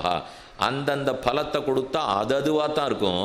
ஆனால் கண்ணன்கிற பலத்தை கொடுத்துட்டா எல்லாமாவே ஆகிடும் இல்லையோ. அவரை பெற்றுனுட்டா அடுத்து ஒன்னையுமே கேட்க வேண்டாமே, அதை நீர் தானே கொடுக்க வேண்டும், அதனால தாரும் என்ன நந்தகோபாலனத்தில் கேட்கிறா. ஆனால் உள்ளூரை பாசுரம் பாடச்சேவே ஒரு துளி நெருடல். என்னதான் இருந்தாலும் கல்யாணம் பண்ணிக்கு போகிற மணமகன் கண்ணன். அந்த கண்ணனை இந்த சென்ன பெண்கள் எல்லாரும் கல்யாணம் பண்ணிக்கு போகிறா. என்ன தைரியமா அம்பரமே தண்ணீரே சோரே அறம் செய்யும் எம்பெருமான் நந்தகோபாலா. மாமனாரை பார்த்து நேர பேர் சொல்லி கூட்டவா இவ தான். இப்போ இனிமேல் தான் கல்யாணமே ஆப்போகுது. ஆனப்புறம் சொன்னால் கூட தேவையில்லை, ஆறத்துக்கு முன்னாடியானு கொஞ்சம் பயம் இருக்க வேண்டாமா? ஆனப்புறம் பிற்க பரவும் போட போகிறது, அது போனால் போகிறது. ஆறத்துக்கு முன்னாடியான பயம் இருக்க வேண்டாமா? இந்த ஒரு பாட்டா ஒரு தடவை சொல்லி பார்த்துட்டு மாமனார் பேர் நன்னா இருக்குன்னுட்டு உந்து மதகளித்தன் ஓடாத தோல்வலியன் நந்தகோபாலன் மருமகளே நப்பின்னாய். நாளைய பாட்டு வரைச்சா திரும்ப நந்தகோபாலன். அவர் பார்த்தார், இனிமேல் நம்ம பேசி பிரயோஜனம் இல்லை, இப்படித்தான் இவ பாட போகிறா. அன்னைக்கே ஆரம்பிச்சாச்சு. இப்போ அது எவ்வளோ தூரம் வந்துடுத்து? இப்போ மாமனார் பேரோட நிற்கலை, இப்போ கணவன் பேரும் சேர்ந்துடுச்சு. ஏற்கனவே மாமனார் பேரோடு இருந்தது, இப்போ இவர் பேரும்னா ஏன் பேரை சொன்னால் என்ன சுவாமி தப்பு? இப்போது தாராளமாக சொல்லலாம். ஒருத்தர் பேரையுமே நாங்கள் சொல்கிறது இல்லையே. யார் பேர்? இப்போ மனைவி பேர் கணவன் பேருங்கிறது இல்லை. பல இடத்துல கணவனே பழைய நாள்லெல்லாம் மனைவி பேரை சொல்லி கூட கூப்பிடவே மாட்டார். அது அப்படியே சங்கேத பாஷை வச்சுருப்பா கூட்டுப்பாளே தவிர எதுக்கு இப்போ பேர் சொல்லி என்ன போகிறது? மேலும் ஒருத்தர் என்னை விட மூத்தவர்னு சொன்னால் பேர் சொல்லி கூட முடியுமா? ஒருத்தருக்கு வயசு 20 ஆறுது, இன்னொருத்தர் வயசு 25 ஆறுதுன்னு சொன்னால் பேர் சொல்ல முடியாது. கடைசி பட்சம் வயசில் மூத்தவருக்காகவான்னு சொல்ல வேண்டுமோ இல்லையோ? ஆனால் இதை சொன்னால் என்ன சொல்லுவான்னா, இதெல்லாம் ஆணாதிக்க உலகம் விடுவா. இதுக்கு ஆணாதிக்கத்துக்கு இப்போ ஒரு சம்பந்தம் இல்லை. ஆணாதிக்க லோகம்ங்கிறதுக்காக இப்போ எங்கள் தாப்பனார் இருக்கார், எங்கள் ஆச்சாரியன் இருக்கார், ஆணுக்கு ஆண் தானே, நேர போய் பேரை சொல்லி ஆச்சாரியனை கூப்பிட்றேன். ஏன் சுவாமினால்? ஏன் இப்போ ஆண் பெண்ணை கூட்டத்தானே ஆணாதிக்கம்? இப்போ ஆண் ஆணைத்தானே கூப்பிடுறான்னு கூப்பிட முடியுமா? என்னுடைய தாப்பனாரை பார்த்து நான் பேர் சொல்லி கூப்பிட முடியுமா? அப்போ வயசில் மூத்தவன் இருந்தால் கூப்பிட முடியாது தான். அவர்களுடைய பேரை நாம் மற்றபடிக்கு எப்படி கேட்டுக்கிறோம்? அப்பான்னு கூப்பிட்டுக்கிறோம் சொல்கிறோம், அம்மானு கூப்பிட்றோம் சொல்கிறோம். அதுக்குன்னு பேர் சொல்லி கூப்பிடலாமா? இன்னென்னார் பேர் சொல்லலாம் சொல்லக்கூடாதுன்னு சாஸ்திரம் சொல்லியிருக்கு. சாஸ்திரம் சொல்லியிருக்குன்றத நம்பினால் வாழ்க்கை வேறு, நான் சொல்லியிருக்கேன்னு எடுத்துட்டா வாழ்க்கை வேறு. இந்த ரெண்டு வாழ்க்கையில் எது வேணும்னு நம்ம தான் முடிவு பண்ணிக்கணும். இந்த ரெண்டு வாழ்க்கையில் எதை தேர்ந்தெடுத்தால் நாம் யாருன்னு வேற கண்ணன் சொல்கிறார். சாஸ்திரப்படி நீ நடந்தியானா உனக்கு தேவஸ்வபாவம், சாஸ்திரத்தை மீறியானா அசுரஸ்வபாவம்னு அவரே சொல்லிட்டார். 16வது அத்தியாயத்திலே சாஸ்திர விதி முத்ஸ்ருஜ்ய வர்த்ததே காமகாரதா நச சித்திமவாப்னோதி. சித்தி அடையணும்னா சாஸ்திரப்படிக்குத்தான் போக வேண்டும். அதனால லோகம் ஏதோ அப்படி மாறி இருக்குன்னு வச்சுங்க. அன்னைக்கே இப்போ பேர் சொல்லி கூட்டிருக்கா பாருங்க. அம்பரமே தண்ணீரே சோரே அறம் செய்யும் எம்பெருமான் நந்தகோபாலா. அறம் செய்யும்னா தான தர்மம் பண்றவர், நல்ல தார்மீக சிந்தனையோட பண்ணுவார். அவர் யாருக்கும் கொடுத்து வச்சதை கொடுக்கறதில்லை. நமக்கு ஒருத்தர் நல்லது பண்ணாருங்கிறதுக்காக திரும்ப வேஷ்டி வச்சு கொடுக்கல. அவர் நாளைக்கு நமக்கு நல்லது பண்ணுவாருங்கிறதுக்காக அன்னதானம் பண்ணலை, பண்ணணுங்கிறதுக்காக தர்மங்கிறதுக்காக பண்ணுறாரோ இல்லையோ? இங்கெல்லாம் எத்தனை பேர் இத்தனை மண்டபம்லாம் கட்டி வச்சிருக்கா, அது இருக்குது இத்தனை எல்லாம் பண்ணியிருக்காளோ இல்லையோ? ஒரு இடத்துல நல்ல வேளை ஒரு பேர் இல்லை பாருங்க. யார் இவா பண்ணது அவா பண்ணதெல்லாம் ஒன்றும் அங்கே போடல. நிறைய இந்த குழல் விளக்குலேயே பேர் எழுதிடுவா. நீளமாக குழல் விளக்கு போட்டிருக்கோம், அது முழுக்க நீளமாவோ பச்சையாவோ சகப்பாவோ உபயக்காரர் அப்படின்னு பெரிய பேர் போட்டிருக்கோம். கடைசியில் அவர் பேர் எழுதி முடிக்கிறதுக்குள்ளே அதில் வெளிச்சமே வராது, அவ்வளோ தூரம் பேர் எழுதிடுவா. இப்படித்தான் நாம் பண்ணிருக்கிற தானம். ஆனால் அவர் அப்படி தானம் பண்ணல, அறம் செய்யும், அது அறம்னு செய்கிறார், அது தர்மங்கிறதுக்காக தானம் செய்கிறார். அம்பரமே தண்ணீரே சோரே அறம் செய்யும் எம்பெருமான் நந்தகோபாலா. அப்போ ஒரு கேள்வி, ஆண்டாளுக்கு நந்தகோபாலர் இந்தந்த தர்மம் பண்ணுவார்னு யார் சொன்னா? இவள் பார்த்துருக்கிறாளோ? மாமனார் வயசானவராச்சே, மாமனார் இந்த தர்மம் பண்ணியிருக்காருன்னு தெரியுமானால் கண்ணன் இந்த தர்மம் பண்ணியிருக்காருன்னு எங்களுக்கு தெரியும். இவர்கிட்ட ஒரு குணம் இருந்தால் அப்பாட்ட இல்லாட்டா வரப்போகிறதா? தாப்பனார் இடத்துல ஒரு குணம் இருந்தால் தானே பிள்ளை இடத்துல வரும். தந்தை எவ்வழி மகன் அவ்வழியோ? கண்ணன் அப்படி கொடுத்துருக்காரு. கண்ணன் எங்கேயாவது வஸ்திரதானம் பண்ணிடாரானால் பார்க்குறோம். திரௌபதிக்கு வஸ்திரதானம் பண்ணவரே அவர் தானே. அவள் கூப்பிட்ட குரலுக்கு வஸ்திரத்தை விடாமல் வளர்த்தினவர் கண்ணன். அப்போ கண்டிப்பாக தாப்பனார் பண்ணியிருப்பார். கண்ணன் எங்கேயாவது தீர்த்த தானம் பண்ணியிருக்காரா? தண்ணீர் கொடுத்துருக்காரோ? மோழை எழுவித்தவன் மலை யுத்தம் நடந்துட்டே இருக்கு, பெரிய விடாய், எல்லாருக்கும் தாகம், எங்கே எப்படி தண்ணீர் குடிக்கிறதுனே தெரியல. அப்போ அர்ஜுனனுக்கு ஜாட காமிச்சு அர்ஜுன் ஒரு அம்பை பூமியில் விட்டு இந்த இடத்துலேருந்து உனக்கு தண்ணீர் வரும்னு கண்ணன் சொன்னார். அதில் தான் குதிரைகள்லாம் தண்ணீர் குடிச்சது, அர்ஜுனன் தண்ணி குடித்தா. அது ஓரிடம். இன்னொரு இடம் சாதித்தார். சின்ன குழந்தையா இருக்கிற சேவே கண்ணன் மொத்த பசுமாடு கன்றுகளையும் ஓட்டிட்டு போய் யமுனை ஆற்றில் தண்ணீர் குடிக்க கற்றுக் கொடுக்குறான். எப்படின்னா கண்ணுக்குட்டி எல்லாம் பிறந்திருக்கு பாருங்க, அதுக்கு தண்ணீர் குடிக்க கூட தெரியாது. இவர் அந்த கண்ணுக்குட்டியை ஓட்டின்னு போவார். இட்டமான பசுக்களை இனிதி மறுத்தி நீரூட்டின்னு பாசுறோம். தனக்கு இஷ்டமான பசுக்கள் புது கண்ணுக்குட்டி போட்டிருக்கு, அதை அழைச்சிட்டு யமுனைக்கு போவார். போயிட்டு தானே கையை அப்படி பின்னாடி மடிச்சுப்பறான். மடிச்சுட்டு குனிஞ்சு நாக்கால் நக்கி நக்கி தண்ணீர் குடிச்சு காட்டுவாரான். அதை பார்த்துட்டு கண்ணுக்குட்டி இப்படி தான் ஜலம் குடிக்கணும் அப்படின்னு தெரிஞ்சுக்குமா. அப்போ கண்ணன் தண்ணீர் எப்படி குடிக்கணும்னு முதற்கொண்டு கன்றுக்குட்டி கட்டு கொடுப்பார். அப்போ தீர்த்த தானம் பண்ணியிருக்காரு தானே அர்த்தம். வஸ்திரதானம் திரௌபதிக்கு பண்ணார், தீர்த்த தானம் கன்றுக்குட்டிகளுக்கு பண்ணிவிட்டார். அடுத்து ஷோரே அறம் செய்யும் எம்பெருமான் நந்தகோபாலா. ஷோருன்னா அன்னதானம். கண்ணன் ஆருக்கான் அன்னதானம் பண்ணியிருக்காரா? வேடிக்கையான ஒரு கதை. ஒரு நாள் பிருந்தாவனத்தில் எல்லா குழந்தைகளும் மாடு மேய்ச்சின்னு இருக்கா. வயிற்றுல பசி, உச்சி வெயில். அன்றைக்கி பார்த்து யசோதை ஒன்றும் கட்டு பிரசாதம் சரியாக ரசிக்கிறாப்பில் இல்லை. இப்போ சில நாள் நமக்கே அவவா பள்ளிக்கூடத்துக்கு போகிறவா கல்லூரிக்கு போகிறவாலாம் கையில் கட்டி கொடுத்துருவா. கார்த்தால் அவசரத்தில் உள்ளே அந்த பாத்திரத்துக்குள்ளே என்ன இருக்குதுன்னு கூட குழந்தைகள் பார்க்க மாட்டா. அங்கே போயிட்டு திறக்கிற சமயத்தில் தான் இதுதான் நான் இன்றைக்கி அப்படின்னு தோணும் இல்லையோ. ஏன்னா இது எங்கேயாவது 3 நாளைக்கு முன்னாடி ஒன்று வச்சுருந்துருப்பா, இல்லை நேத்திக்கு அதுவே தான் வச்சுருந்துருப்பா. கடைசியில் இது தானா நாள் பக்கத்தில் இருக்கிறவன்ட்ட கொடுத்துட்டு மாற்றிக்க வேண்டியதான், வேறு என்ன செய்ய சொல்லுங்கள். ஆனால் நீங்கள் மாற்றிக்கணுமே தவிர அவனும் பெருமாளுக்கு பண்ணதை எடுத்துகிட்டு வந்திருக்கானான்னு பார்த்துங்கோ. அதை மட்டும் குழந்தைகள்கிட்ட சொல்லி வைங்க. நீ மாற்றிக்கோ வாஸ்தவம், ஆனால் அந்த வீட்லேயும் நைவேத்தியம் பண்ணிவிட்டு வர்ற அன்னமாக இருக்கணும், உங்கள்கிட்டையும் நைவேத்தியம் பண்ணிவிட்டு வர்றதா இருக்கணும். அப்படி இல்லாத அது வெறுமை நேரம் பண்ணி எடுத்துகிட்டு வந்துருந்தா இருந்தால் அது பெரும் பாபம். அந்த அன்னத்தை நாம் உண்ண முடியாது. பகவானுக்கு பண்ணினதான்னு கேட்டுக்கட்டும், அப்புறம் குழந்தைகளுக்குள்ளே கொடுத்துக்கிறா இருக்கட்டும்னு வச்சுங்க. இதுக்கு சொல்ல வந்தேன், இதை போல் கண்ணனுக்கு அன்னைக்கு உச்சி வெயில் ஒன்று சரியான அன்னத்தை யசோதை அனுப்பலை. அதனால் குழந்தைகள்கிட்டலாம் பேசி அங்கே யாரோ பிராமணர்கள்லாம் யஜ்யம் பண்ணிட்டு இருக்க ஆப்பில் இருக்குது, நிறையா பிரசாதம் பண்ணியிருப்பா, போங்கோ நான் சொன்னேன்னு சொல்லி கேட்டு வாங்கிடுவாங்க. ரொம்ப வீராப்போட குழந்தைகள்லாம் வந்தால் நேர ரிஷிகளிடத்தில் போனால் கண்ணன் கேட்குறார். யாரு கண்ணன் என்ன கேட்குறா என்று அவர்கள் கேட்டிருக்கா. கண்ணன் இடையர்களுக்கெல்லாம் தலைவர் தெரியாதான்னார். நாங்கள்லாம் பிராமணோத்தமர்கள், பெரிய ரித்விக்குகள், நாங்கள் யஜ்யம் பண்ணிட்டு இருக்கோம், நீ கேட்டால் வந்து கொடுக்கறதுக்காக நாங்கள் இங்கே சோறு வச்சுருக்கோம். அதெல்லாம் சாயங்காலம் எல்லாம் முடிஞ்ச அப்புறம் மிச்ச மீதி எல்லாம் கலந்து வைப்போம், வந்து வாங்கிடுவாங்க. என்ன அவா சொல்லிட்டா. அப்போது திரும்ப எல்லாரும் குழந்தைகள்லாம் வந்து கண்ணன் இடத்துல அழுகை. நாங்கள் போய் கேட்டோம், ஒன்றும் கிடையாதுன்னு சொல்லிட்டா. என்ன பண்ணுறதுன்னு எங்களுக்கு தெரியலேன்னு கண்ணன் அப்போ தான் அவள்கிட்ட சொல்கிறார், பிக்ஷை எடுக்க போகிறவனுக்கு மட்டும் மான அவமானம் கூடாதுன்னு புரிஞ்சுங்க.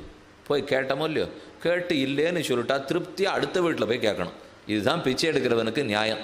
ஒரு பிச்சைக்காரர் இருந்தவர் நித்தியப்படி ஒரு அம்மாட்ட கேட்பார்.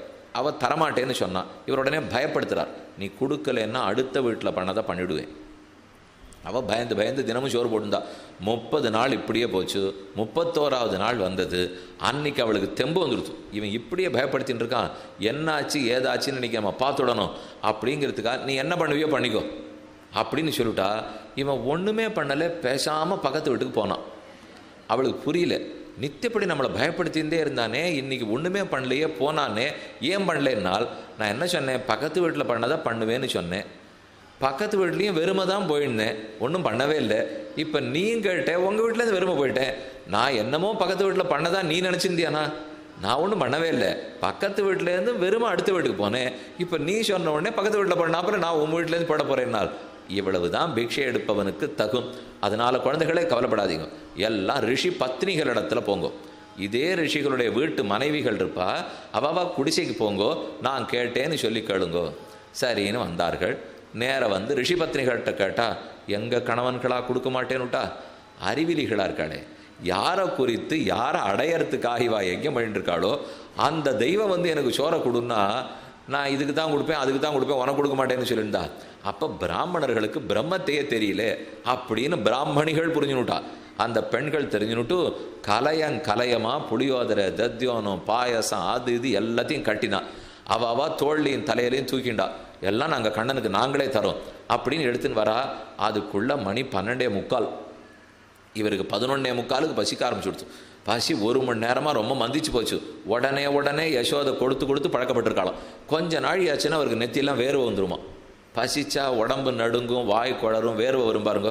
கொஞ்ச நேரம் பசிக்கிறதுக்கு கூட கைகாலெலாம் நடுங்கிறது சுவாமி. இப்போ நமக்கு சட்டுன்னு இந்த சக்கரை குறையிறவாளுக்கு பண்ணுமோ இல்லையோ, இந்த கையெல்லாம் நடுங்கிறது, அப்படியே மயக்கம் வராப்பில் இருக்கணுட்டு எல்லாமே கண்ணனுக்கு வந்துருமா. அந்த சின்ன வயசுக்குள்ளே 1 மணி நாள் வெண்ணெய் சாப்பிடல பால் சாப்பிடலன்னா கை நடுங்கிறது, கால் நடுங்கிறது. அதனால் யாரான்னு வராளா, சோறு வரப்போகிறதா இல்லையா அப்படின்னு கண் இடுங்கி படுத்தான்.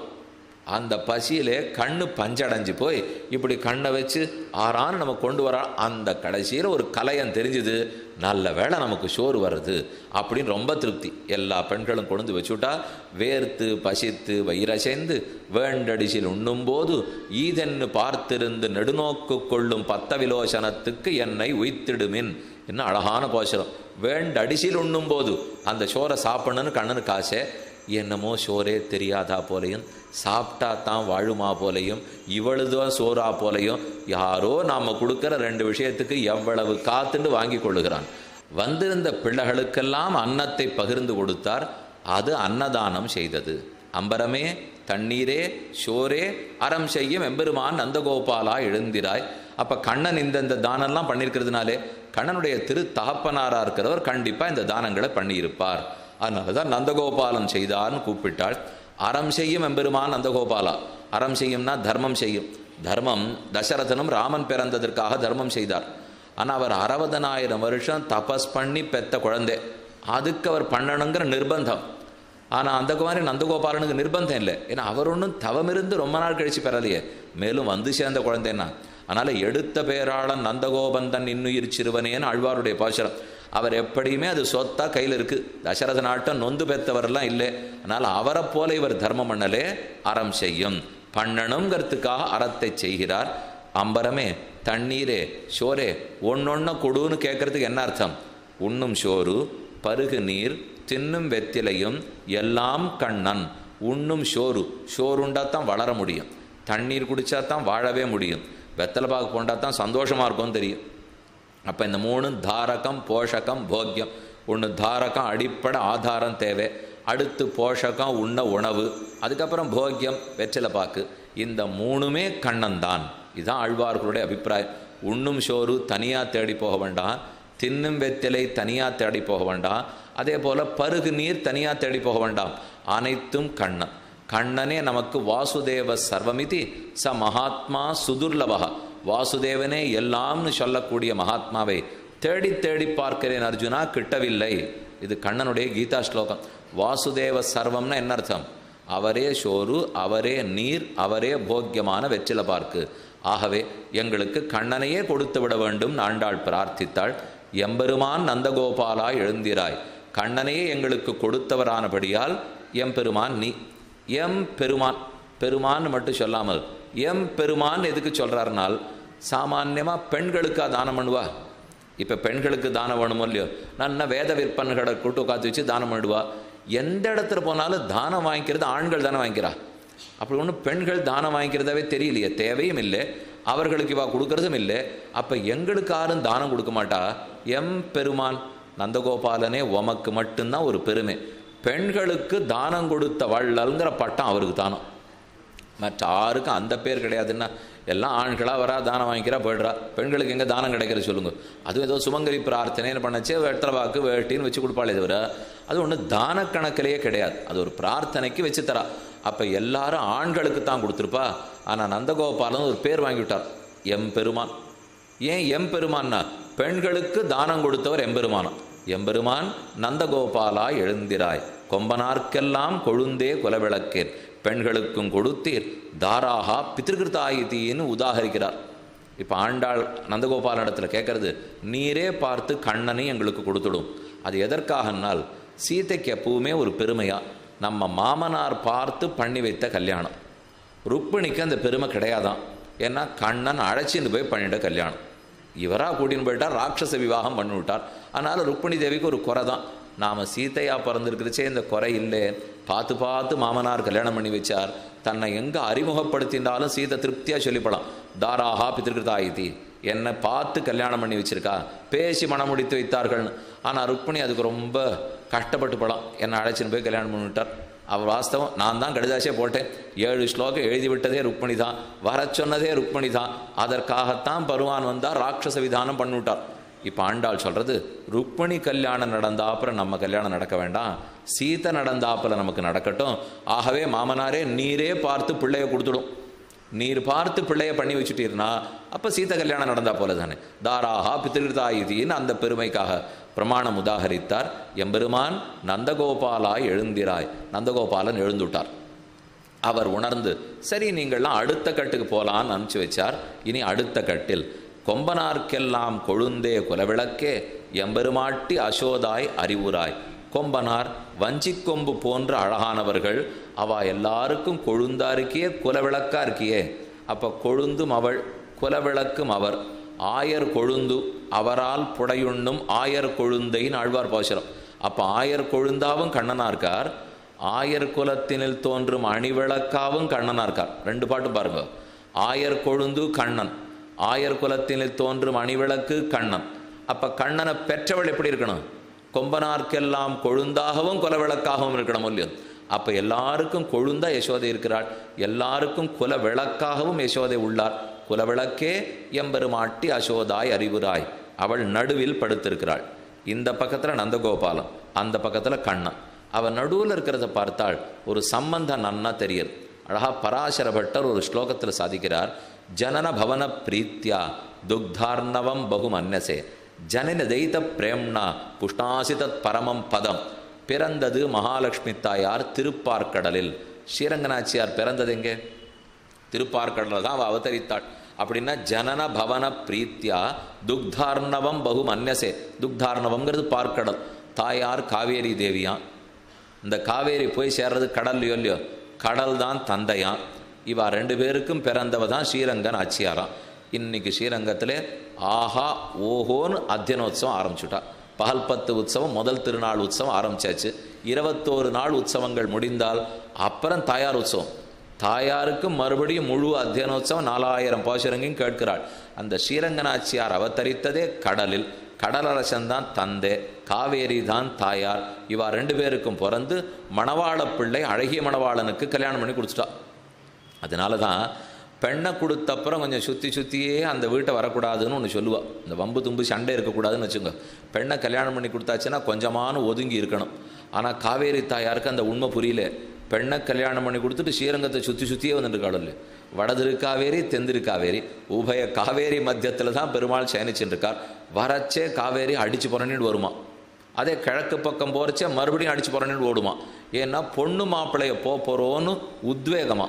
அந்த உத்வேகத்தில் மேற்கேந்து ஓடி வரைச்ச வேகமாக வருவலாம். இப்போ பொண்ணு மாப்பிள்ளையை பார்த்துட்டு கடலை நோக்கி போகணும் இல்லையோ, இனிமேல் பார்க்க முடியாதேன்னு வருத்தத்தோடு படுவலாம். ஆனால் அப்படி போகிறச்சே வேற கலக்கம், இப்படி வரைச்சே வேற கலக்கம். ஆனந்தத்தில் கலக்கம் மேற்கே, வருத்தத்தில் கலக்கம் கிழக்கே, ரெண்டு பக்கம் வச்சுங்களேன். ஏன்னா தம் பொண்ணு மாப்பிள்ளையை பார்க்க வர போகிறோங்கிறதுக்காக. அப்போ பிறந்த வீடுன்னு ஸ்ரீரங்கநாச்சியாருக்கு தனி மதிப்பு. ஜனன பவன பிரீப்தியா துக்தார்ணவம் பகுமன்யசே. தான் பிறந்த வீடுங்கிறதுக்காக பார்க்கடலை மதிக்கிறீர், கடலை மதிக்கிறீர். அதே புகுந்த வீடு எது? வைகுண்டம்தான். வைகுந்தத்தில் தானே அவளுக்கு புகுந்த வீடு. அதனால புகுந்த வீட்டுக்கு பெருமை சேர்க்கிறீர். பிறந்த வீட்டுனால ஏற்றம், புகுந்த வீட்டுக்கு பெருமை சேர்க்கிறீர். இந்த ரெண்டையும் விடாமல் நடுவாக பிரிச்சுட்டு இருக்காளோ இல்லையோ? அதே போல யசோதையன் இந்த பக்கத்தில் நந்தகோபாலனையும் விடமாட்டார், அந்த பக்கம் கண்ணனையும் விடமாட்டார். தேவதேவ திவ்ய மகிஷீன் அகில ஜெகன்மாதரம் அஸ்மன் மாதரம்னு ராமானுஜர் சாதிக்கிறார். கத்தியத்திரயம்னு ஆச்சரியமாக விண்ணப்பம் பண்ணார். பங்குனி மாதம் உத்தர நட்சத்திரத்தன்னைக்கு பெருமானும் தாயாரும் சேர்த்தியில் ஸ்ரீரங்கத்தில் எழுந்துள்ளி இருக்கிறச்சே தாயாரிடத்தில் பிரார்த்திக்கிறார். பகவன் நாராயண அபிமதானுரூப ஸ்வரூப ரூப குண விபவ ஐஸ்வர்யசீலா ஜனவதிகாதிசயா சங்கேய கல்யாண குணகணாம் பத்மவனாலயாம் பகவதீம் ஸ்ரீயன் தேவீம் தேவதேவ திவ்ய மகிஷீம் அகில ஜெகன் மாதரம். இந்த ரெண்டை மட்டும் நன்னா மனசில் வாங்கிக்கோங்க. தேவதேவ திவ்ய மகிஷி, தேவதேவனான பெருமானுக்கு மகிஷி. அகில ஜெகன் மாதரம், எல்லா ஜெகத்தில் இருக்கிற குழந்தைகளுக்கெல்லாம் தாயார். ஒரு பக்கம் பெருமானுக்கு மனைவி, இன்னொரு பக்கம் குழந்தைகளுக்கு தாயார். இந்த ரெண்டையும் சேர்த்தா தான் இப்போ யசோதை இடத்துல பார்க்க போகிறோம். ஒரு பக்கம் நந்தகோபாலனுக்கு மனைவி, இன்னொரு பக்கம் கண்ணனுக்கு தாயார். அப்போ தேவதேவ திவ்ய மகிஷீம் அகில ஜெகன் மாதரம் அஸ்மன் மாதரம் என்று ராமானுஜர் சாதித்தா போலே இங்கே அந்த பிராட்டி கட்டாட்சிக்கணுமா. நடுவில் பிராட்டி இருந்துட்டு இந்த பக்கம் பெருமானை கட்டாட்சிக்கிறா, இந்த பக்கம் நம்மளை கட்டாட்சிக்கிறா. அதை போல் யசோத நடுவில் இருந்துட்டு அந்த பக்கம் நந்தகோபாலனை பார்ப்பலாம், இந்த பக்கம் கண்ணனை பார்ப்பலாம். யஸ்யா கட்டாட்சணம் அனுக்ஷணம் ஈஸ்வரானாம் ஐஸ்வர்ய ஹேதுரிதி சர்வஜனீனமேதது. கூறத்தாழ்வான் ரொம்ப ஆச்சரியமாக தெரிவிக்கிறார். எந்த மகாலட்சுமியினுடைய கட்டாட்சம் பட்டால் குபேரன் குபேரன் ஆறாரோ, வருணன் வருணர் ஆறாரோ, பிரம்மா பிரம்மா ஆறாரோ, அப்படிப்பட்ட தேவதைகளுக்கெல்லாம் இவள் கட்டாட்சத்தால் நடக்கிறதோ இல்லையோ? அதே போலத்தான் யசோதையும் அவள் எழுந்திருந்து அவள் அறிவுற்றாத்தான், அவள் எழுந்திருந்தான் தான் இந்த ஊரே நடக்கும். அதுக்காகத்தான் யஸ்யா கடாட்சணம்னு சாதித்தார். நடுவிலே யசோதை, ஒரு பக்கத்தில் நந்தகோபாலன், ஒரு பக்கத்தில் கண்ணன். கொம்பனார்க்கெல்லாம் கொழுந்தே குலவிளக்கே எம்பெருமாட்டி அசோதாய் அறிவுராய். அவள் கொழுந்து போனவள். கொழுந்து கொழுந்து வாடித்துன்னாத்தான் செடி வாடுறதுன்னு அர்த்தம். அதை போல் இந்த ஊரில் யசோதைக்குத்தான் ஆபத்து முதல்ல தெரியுமா. நாரீணாம் உத்தமா வதூஹு, பெண்கள் குலத்துக்கெல்லாம் அவள் தலைவியாக இருக்கிறாள், தீபமாக இருக்கிறாள். ஒரு பெண் மகாலட்சுமி, அவளை ஏன் விளக்கு போலேன்னு சொல்கிறோம்? குலவிளக்கு போல இருக்கா, லக்ஷ்மி கடாட்சமாக இருக்கா, வீட்டுக்கு விளக்கேற்ற வந்தவள். இதெல்லாம் என்ன அர்த்தம்?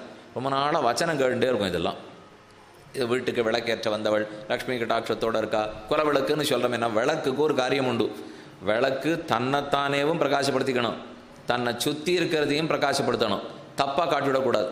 அதை போல் ஒரு குடும்பத் தலைவி தான் எப்படிப்பட்டவள்ங்கிறதையும் சரியாக வெளிப்படுத்தணும், தன்னை சுற்றி இருக்கிறவாளையும் சரியாக பிரகாசப்படுத்திக்கணும். அதனால தான் குலவிளக்கு குலவிளக்குன்னு சொல்கிறோம். கொம்பனார்க்கெல்லாம் கொழுந்தே குலவிளக்கே எம்பெருமாட்டி அசோதாய் அறிவுராய். நாங்கள் அத்தனை பேரும் உனக்கு அடிமகள், எம்பெருமாட்டி அசோதாய். சஜாத்தியே நந்தகோபாலனை எழுப்பச்சே கூட இவாளுக்கெல்லாம் கொஞ்சம் சந்தேகம். அவர் ஆண், நாமெல்லாம் பெண், நம்ம கஷ்டம் இவருக்கு புரியாது. இன்னொன்று, அவர் ஹிதம் பார்க்குறவர், யசோதை தான் பிரியத்தை பார்க்குறவர். ஆண்கள் எப்பவும் ஹிதத்தையே சொல்லுவாளாம், பெண்கள் எப்பவும் பிரியத்தையே சொல்லுவாளாம். ஹிதத்தை சொல்கிறதுன்னா நல்லதை சொல்கிறது, பிரியத்தை சொல்கிறதுன்னா பிடிச்சதை சொல்கிறது. பிடிச்சதை சொன்னால் நல்லா இருக்குமா, நல்லதை சொன்னால் நல்லா இருக்குமா? உங்களுக்கே தெரியுமே. நல்லத்தை சொன்னால் யார் கேட்டுக்கு போகிறா? இப்போ நல்லத்தை சொன்னால் குறைச்சலாக தான் கேட்பா. அதுக்குன்னு பிரியமாக சொல்லிட்டு ஓட்ட முடியாது. அதுக்குன்னு நல்லதாக சொல்லுண்டா குழந்தை ஓடிப்படும். நம்ம எப்போ பார்த்தாலும் நல்லதே எடுத்து சொல்லிருந்தோம், சக்கரை பொங்கலே கொடுக்கலன்னு வச்சுங்க, அதுவும் ஆபத்து. எப்பவும் சக்கரை பொங்கலே கொடுத்துருந்தாலும் ஆபத்து. அப்போ இதுவும் இருக்கணும் அதுவும் இருக்கணும் இல்லையோ. அன்னையாய் அத்தனாய் என்னை ஆண்டிடும் தன்மையான் ஷடகோபனை நம்பியேன்னு மதுரகவி ஆழ்வாருடைய போஷம். அன்னையும் அவர்தான், அத்தனும் அவர்தான். ஹிதத்தை சொல்கிறவர் நந்தகோபாலன், பிரியத்தை சொல்கிறவள் யசோதை. இப்போ இவாளுக்கு ஆசை, ஹிதத்தை சொல்கிறவரே அனுமதிச்சிட்டாரே, பிரியத்தை சொல்கிற நீ அனுமதிக்க வேண்டாமா? முன்னாடி கட்டில் படுத்துன்ற நந்தகோபாலனே சரி சரி உள்ளே போங்கன்னுட்டால், அவர் ஹிதத்தை சொல்கிறவர் என்னதான் இருந்தாலும் சட்டுன்னு ஆரையும் உள்ளே விட மாட்டார். அவரே விட்டுட்டாரே, இனிமே நீ தடுக்கலாமா? கொம்பனார்க்கெல்லாம் கொழுந்தே குலவிளக்கே எம்பெருமாட்டி அசோதாய் அறிவுராய். அறிவுராய், எங்கள் குறை கேட்பதற்கு எழுந்திருக்க வேண்டாமோ? நீ எழுந்திருக்கலைன்னா எங்கள் குறை தீராதுன்னு எனக்கு தெரியாதோ? அப்போதாவது நீ எழுந்திருக்கணும்னு சொல்ல. சரி, பெண்கள்லாம் ரொம்ப ஆசையோடு கேட்குறா, நம்ம எழுந்துருவோம்னு கண் விழித்தாள். 2 பேரை எழுப்பியாச்சு. இப்போது முதல்ல அம்பரமே தண்ணீரே சோரே அறம் செய்யும் எம்பெருமான் நந்தகோபாலா எழுந்திராய், கொம்பனார்க்கெல்லாம் கொழுந்தே குலவிளக்கே எம்பெருமாட்டி ஆசோதாய் அறிவுராய். அதுக்கப்புறம் 3வது கண்ணனை எழுப்பிட வேண்டிதான். அம்பரமூடரு தோங்கி உலகளந்த உம்பருகோமானே உறங்காது எழுந்திராய். அம்பரம்னு ஆகாயம். அம்பரமூடறுத்து ஓங்கி உலகளந்த, ஒரு துளி ஆகாசத்தில் இடமே இல்லாதபடிக்கு மிக உயர்ந்த அளந்தான். அளந்தவன் திருவிக்கிரம பெருமான். அந்த பெருமான் உலகத்தை அளந்து தன்னுடைய திருவடியால் எல்லார் தலையிலையும் தீண்டியிருக்கார். யாரெல்லாம் கீழே இருக்கமோ நம்ம அத்தனை பேருடைய தலையிலையும் பெருமாள் திருவடி பட்டிருக்கு. இது அவருக்கு ஆசைப்போ. நாம் நம் திருவடியால் மக்கள் பிரஜைகள் அத்தனை பேரையும் தீண்டணும். நம்ம இன்னைக்கு ஆனதை பிரார்த்திப்போம்னு பெருமாள் எதிர்பார்த்தார். இவன் வேண்டவே இல்லை. இதை பெரியாழ்வார் ஒரு இடத்துல வேண்டுகிறார். பருப்பதத்து கயல் பொதித்த பாண்டியர் குலபதி போல் திருப்பொலிந்த சேவடி என் சென்னியின் மேல் பொதித்தாயின்னு போசலம். என்னுடைய சென்னி, என்னுடைய தலையில் எப்போ உன் திருவடியை வைக்கப் போகிறாய்? விபீஷணன் கேண்டான். விபீஷணனுக்கு லங்காராஜ்யமே தரேன்னு ராமன் ராமேஸ்வர கரை திருப்புலானியில் சொல்லிட்டார். அப்போ விபீஷணன் பிரார்த்திக்கிறான், நான் ஒன்று லங்கையை நாடி வரலே, நீ பரதனுக்கு உன் திருவடியை பாதுகை எடுத்து தலையில் வச்சியோ இல்லையோ, அதை போல் நானும் உன் திருவடி என் தலையில் படணும்னு கேட்டு தான் வந்திருக்கேன். யாரானு நீ சொத்து கொடுத்ததை பார்த்து, ஓ விபீஷணன் ராஜ்யத்தை கேட்டு அண்ணனை கொல்லணும்னு வந்திருக்கான் போல் இருக்கு என்று சொல்லிட்டா என் மனசு தாங்காது. தேவரீருடைய கைங்கரியத்துக்கு வந்திருக்கேன், உம்மை திருவடி எடுத்து நம்ம தலையில் வைக்கணும்னு குனிஞ்சுட்டா ராமன் 2 திருவடி எடுத்து விபீஷணன் தலையில் பொருத்த வச்சாராம். அப்போ தான் அவன் மனசு திருப்தியே ஏற்பட்டதான். அப்போ ஒரு சிலர் தான் அந்த பிரார்த்தனை வச்சிருக்கா. கதா புனசங்கர தாங்க கல்பக துவஜாரவிந்தாங்குச்ச வஜ்ரலாஞ்சனம் திரிவிக்ரமத்வ சரணாம்புஜத்வயம் மதிய மூர்தானம் அலங்கரிஷத்தின்னு ஆளவந்தாருடைய ஸ்தோத்திரத்தனம். அந்த திருவிக்கிரமன் திருவடி எப்போது என் தலையில் படும், எப்போது தலையார தாங்குவோம், இது நாம் கேட்கல. ஆனால் பெருமாளுக்கு ஒரு ஆசை, நாம போய் தலையை அளந்துடுவோம். இது எப்படின்னா, குழந்தை 8 மணிக்கு தூங்கி போச்சு, அடுக்கலையில் அம்மா வேலை பார்த்துட்டுருக்கா, 9:30 10 மணிக்கு தான் முடியுது. வந்துட்டு அந்த குழந்தைக்கு பக்கத்தில் வந்து படுத்துட்டு தானே தூங்கின்னு இருக்கிற குழந்தைய கட்டின்னு படுத்துப்போம். அந்த குழந்தை எழுந்திருந்தோ இல்லை அப்போவே முன்னாடி படுத்துக்கிறதுக்கு முன்னாடியோ, அம்மா நீ வேலையெல்லாம் முடிஞ்ச உடனே இங்கே வந்து படுத்துன்னு என்னை கட்டின்னு படுத்துன்னு சொல்லித்தானே, அது சொல்லவே இல்லை. அப்போ உறங்குகிற பிரஜையை தாய் முதுகிலே அணைத்து கொண்டு தூங்குமா போலே அந்த குழந்தை மறுநாள் கார்த்தால் எழுந்திருந்து, தாயே நான் கேட்காட்டா கூட நீ ராத்திரி வந்து கட்டின்னு படுத்திருந்தியாமே, மிக்க நன்றி அப்படின்னு கார்த்தாலே தானே சொல்லுமான்னா, அப்படியும் சொல்லதா தெரியல. அப்போ ஒரு தாயார் எதுக்கு குழந்தைய கட்டிக்கிறாள்னால் தன் விருப்பம், தனக்கு சத்தை இருக்குங்கிறதுக்காக அவ கட்டிக்கிறாள். அதை போல நாம யாரும் திருவிக்கிரம பெருமானிடத்தே உன் திருவடியால் என் தலையை தொடுன்னு கேட்கக்கூட இல்லை. அவர் வந்து தீண்டினத்துக்கு இன்னி வரைக்கும் நன்றி கூட சொல்லலையாம். அந்த திருவடி கிடைக்கவே கிடைக்காது. அது கிடைச்சதோ இல்லையோ, கிடைச்சதுக்கு சரி நன்றின்னு சொல்லியிருப்போமானால் இந்த குழந்தை அம்மாவுக்கு என்ன நன்றி சொல்ல போகிறதோ அன்றைக்கி தான் நம்மளும் திருவிக்கிரமனுக்கு நன்றி சொல்ல போகிறோம். இதுக்கும் சொல்ல போகிறது இல்லை. அவரும் பின்ன எதுக்காக அவர் தானே வந்து தலையை தொடரார்? தூங்கின்னு இருக்கிற பிரஜையை அம்மா கட்டின்னு படுத்துக்கிறா போலே திருவிக்கிரம பெருமான் நம்முடைய தலைகளிலெல்லாம் தன் திருவடியால் அளந்தார். என்ன உறங்குகிற பிரஜையை கட்டி கிடக்குமா போலே அதை ஆண்டாள் பாசுரத்தில் அம்பரமூடறுத்து ஓங்கி உலகளந்த உம்பருகோமானே உறங்காது எழுந்திராய் ஓங்கி உலகளந்தான். திருவடியை பார்த்து ஆண்டாளுக்கு ரொம்ப வருத்தம். காடும் மேடும் பள்ளமும் முள்ளும் இது அளக்கணுமா? உன் திருவடி என்ன சாமானியப்பட்டதா? அப்படியே மெத்து மெத்துன்னு நாங்கள் பஞ்சு திருவடி பின்னதன் காதலன்னு பேசுகிறோம். அதை போல் பஞ்சு போன்று இருக்கிற திருவடி, அந்த திருவடியை வச்சுன்னு உலகத்தாளத்தான் எப்படி இருக்கும்? எவ்வளவு கரடு முரடான இடமோ, எத்தனை காடோ எத்தனை முள்ளோ. அதுக்கு 2 பாசுரத்தை நாயனார் உதாகரிக்கிறார். தாளால் உலகமளந்த அசவேகொல் பின்னுந்தன் வாய் திறவான் நீளோதம் வந்தலைக்கும் மாமையிலை மாவல்லி கேணியான் ஐந்தளவாய் நாகத்தனை. ஆழ்வாருடைய ஆச்சரியமான பாசுரம். தாளால் உலகமளந்த அசவேகொல், திருவடிகளால் தாவி அளந்தியே அதனால் உனக்கு எதான ஆயாசமா? திருக்குடந்தை கும்பகோணத்தில் 6வது ஆழ்வார் சேவிக்கிறோம் இல்லையோ, அந்த திருக்குடந்தை பெருமாள் சயனிச்சுருக்கார். திருமழிசை ஆழ்வார் அந்த பெருமாளை சேவிக்கிறதுக்காக வந்தார். வந்தவர் அவரை பார்த்துட்டு கேட்குறார், என்ன திரும்பாமல் படுத்துட்டுருக்கே, அப்படியே சயனிச்சிருக்கியே, இந்த பக்கம் அந்த பக்கம் திரும்பாட்டா ஒரே மாதிரி படுத்துருந்தா முதுகில் ரணம் வந்துடும்னு கேள்விப்பட்டிருக்கேனே. ஆழ்வார் கேட்குறார். அதுக்கு இன்றைக்கி புதுசாக படுக்கையெல்லாம் கண்டுபிடிச்சிட்டா. ஒரே மாதிரி படுத்துருந்தா அது முதுகில் நோய் வந்துடும் ரணம் வந்துடுங்கிறதுக்காக அப்படி ஜலமெல்லாம் கொட்டிவிட்டு அது இப்படி போய்ட்டு ஒரு மல்லியும் அதை போல் ஒரு படுக்கையில் படுக்க வச்சுட்டா. பெருமாள் அதுக்கு தான் எப்பவும் ஆதிசேஷன்ட்ட படுத்துட்டு இருக்கார். ஏன்னா ஆதிசேஷன் மூச்சை உள்ளே நன்னா இழுப்புறான். இழுத்தா திருமேனி முழுக்க நன்னா வளர்ந்துக்கும். மூச்சை விட்டுடுவார், சுருங்கினுடும். அப்போ வளர்ந்து சுருங்கினாலே முதுகில் இடவெளி வந்துடுமோ இல்லையோ. படுக்கை இப்படி நன்னா ஊதி இறங்குறதே, அதுக்கு தான் ஆதிசேஷன் மூச்சை உள்ளே இழுக்கிறார், மூச்சை உள்ளே விடுறார். இல்லைன்னா ஒரே மாதிரி கட்டப்படுக்கையில் படுத்திருந்தா பெருமாளுக்கு முதுகில் ரணம் வந்துடும். இருந்தாலும் திருமழிசை ஆழ்வாருக்கு ஆசை. தாளால் உலகமளந்த அசவே கொல்னு ஆழ்வார் நான்முகன் திருவந்தாதியில் திருமழிசை ஆழ்வார் கேட்டார் போலே இந்த பெருமானை பார்த்து கேட்கிறார். நடந்த கால்கொள் நொந்தவோ நடுங்க ஞால மேனமாய் இடந்தமை குலுங்கவோ விலங்குமால் வரைச்சுரம் கடந்த கால் பரந்த காவிரி கரை குடந்தையுள் கிடந்தவார் எழுந்திருந்து பேசுவாழி கேசனே என்று திருக்குடந்த 6வதனை பற்றி பாசனம். நடந்த கால்கொள் நொந்தவோ, அங்கேருந்து அயோத்தியிலேருந்து லங்கை வரைக்கும் நடந்தியே, நடந்த கால்கொள் நொந்தவோ நடுங்க ஞாலமேனமாய் இடந்தமை குலுங்கவோ, அல்லது வராகாவதாரம் பண்ணி உலகத்தை இடர்ந்தெடுத்தியே, அதனால திருமேனியிலே தான் ஆயாசமான். திருவிக்கிரமனாக அளந்தது ஆயாசமா, வராகனாக எடுத்தது ஆயாசமா, ராமனாக நடந்தது ஆயாசமா? பேச மாட்டேங்கிறியே. பின்னும் தன் வாய் திறவான், ஏதும் வாயை திறக்காமல் சேனிச்சிருக்கார். கொடியார் மாட கோடூரகத்தும் புளிங்குடியும் மடியாதின்னே நீ துயில் மேவி மகிழ்ந்ததுகான் அடியார் அல்லல் தவிர்த்த அசவோ அந்நேலி படிதான் நீண்டு தாவிய அசவோ பணியாயே. தேவரீர் தான் சொல்லணும். திருவிக்கிரமாவதாரம் பண்ணதுனால வந்த ஆயாசமா? அந்த களைப்புக்காக சேனிச்சு நுட்டிறார்னால் ஆண்டாளுக்கு இப்போ பார்த்து கேட்கறது, கண்ணா ரொம்ப நாழியாக தூங்குற போல் இருக்கே, கண்டுபிடிச்சிட்டேன். திருவிக்கிரமாவதாரம் பண்ண களைப்பு இன்னும் உனக்கு போல இல்லை, அதுதானே படுத்துன்னு தூங்கிட்டு இருக்கே. அம்பரமூடறுத்து ஓங்கி உலகளந்த உம்பருகோமானே உறங்காது எழுந்திராய்.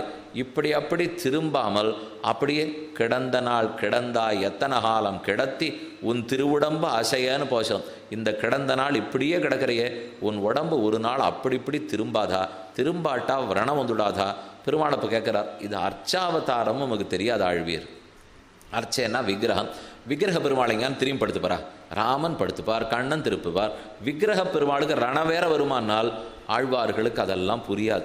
பெருமான்னா ரணம் வரும், அவருக்கு ஒன்றும் விற்கக்கூடாது, அவர் திரும்பி படுத்துக்கணும், நாம் அவருக்கு பின்னாடியெல்லாம் நன்னா ஒத்தடம்லாம் கொடுக்கணும், அவர் திருவடியை பிடிக்கணும், அவர் நடந்த கால் என்ன சுவாமி விக்கிரக ரூபத்தில் இருக்கிறவர் கால் இல்லாமல் வலிக்குங்கிறீர், எங்களுக்கு ஒன்றும் நம்ப முடியலேன்னு விட்டால் ஆழ்வார்கள் அபிப்பிராயம் ஆகம சொல்கிறது விக்கிரக ரூபத்தில் இருக்கிற பெருமாள் மூச்சு விடுவருங்கிறது.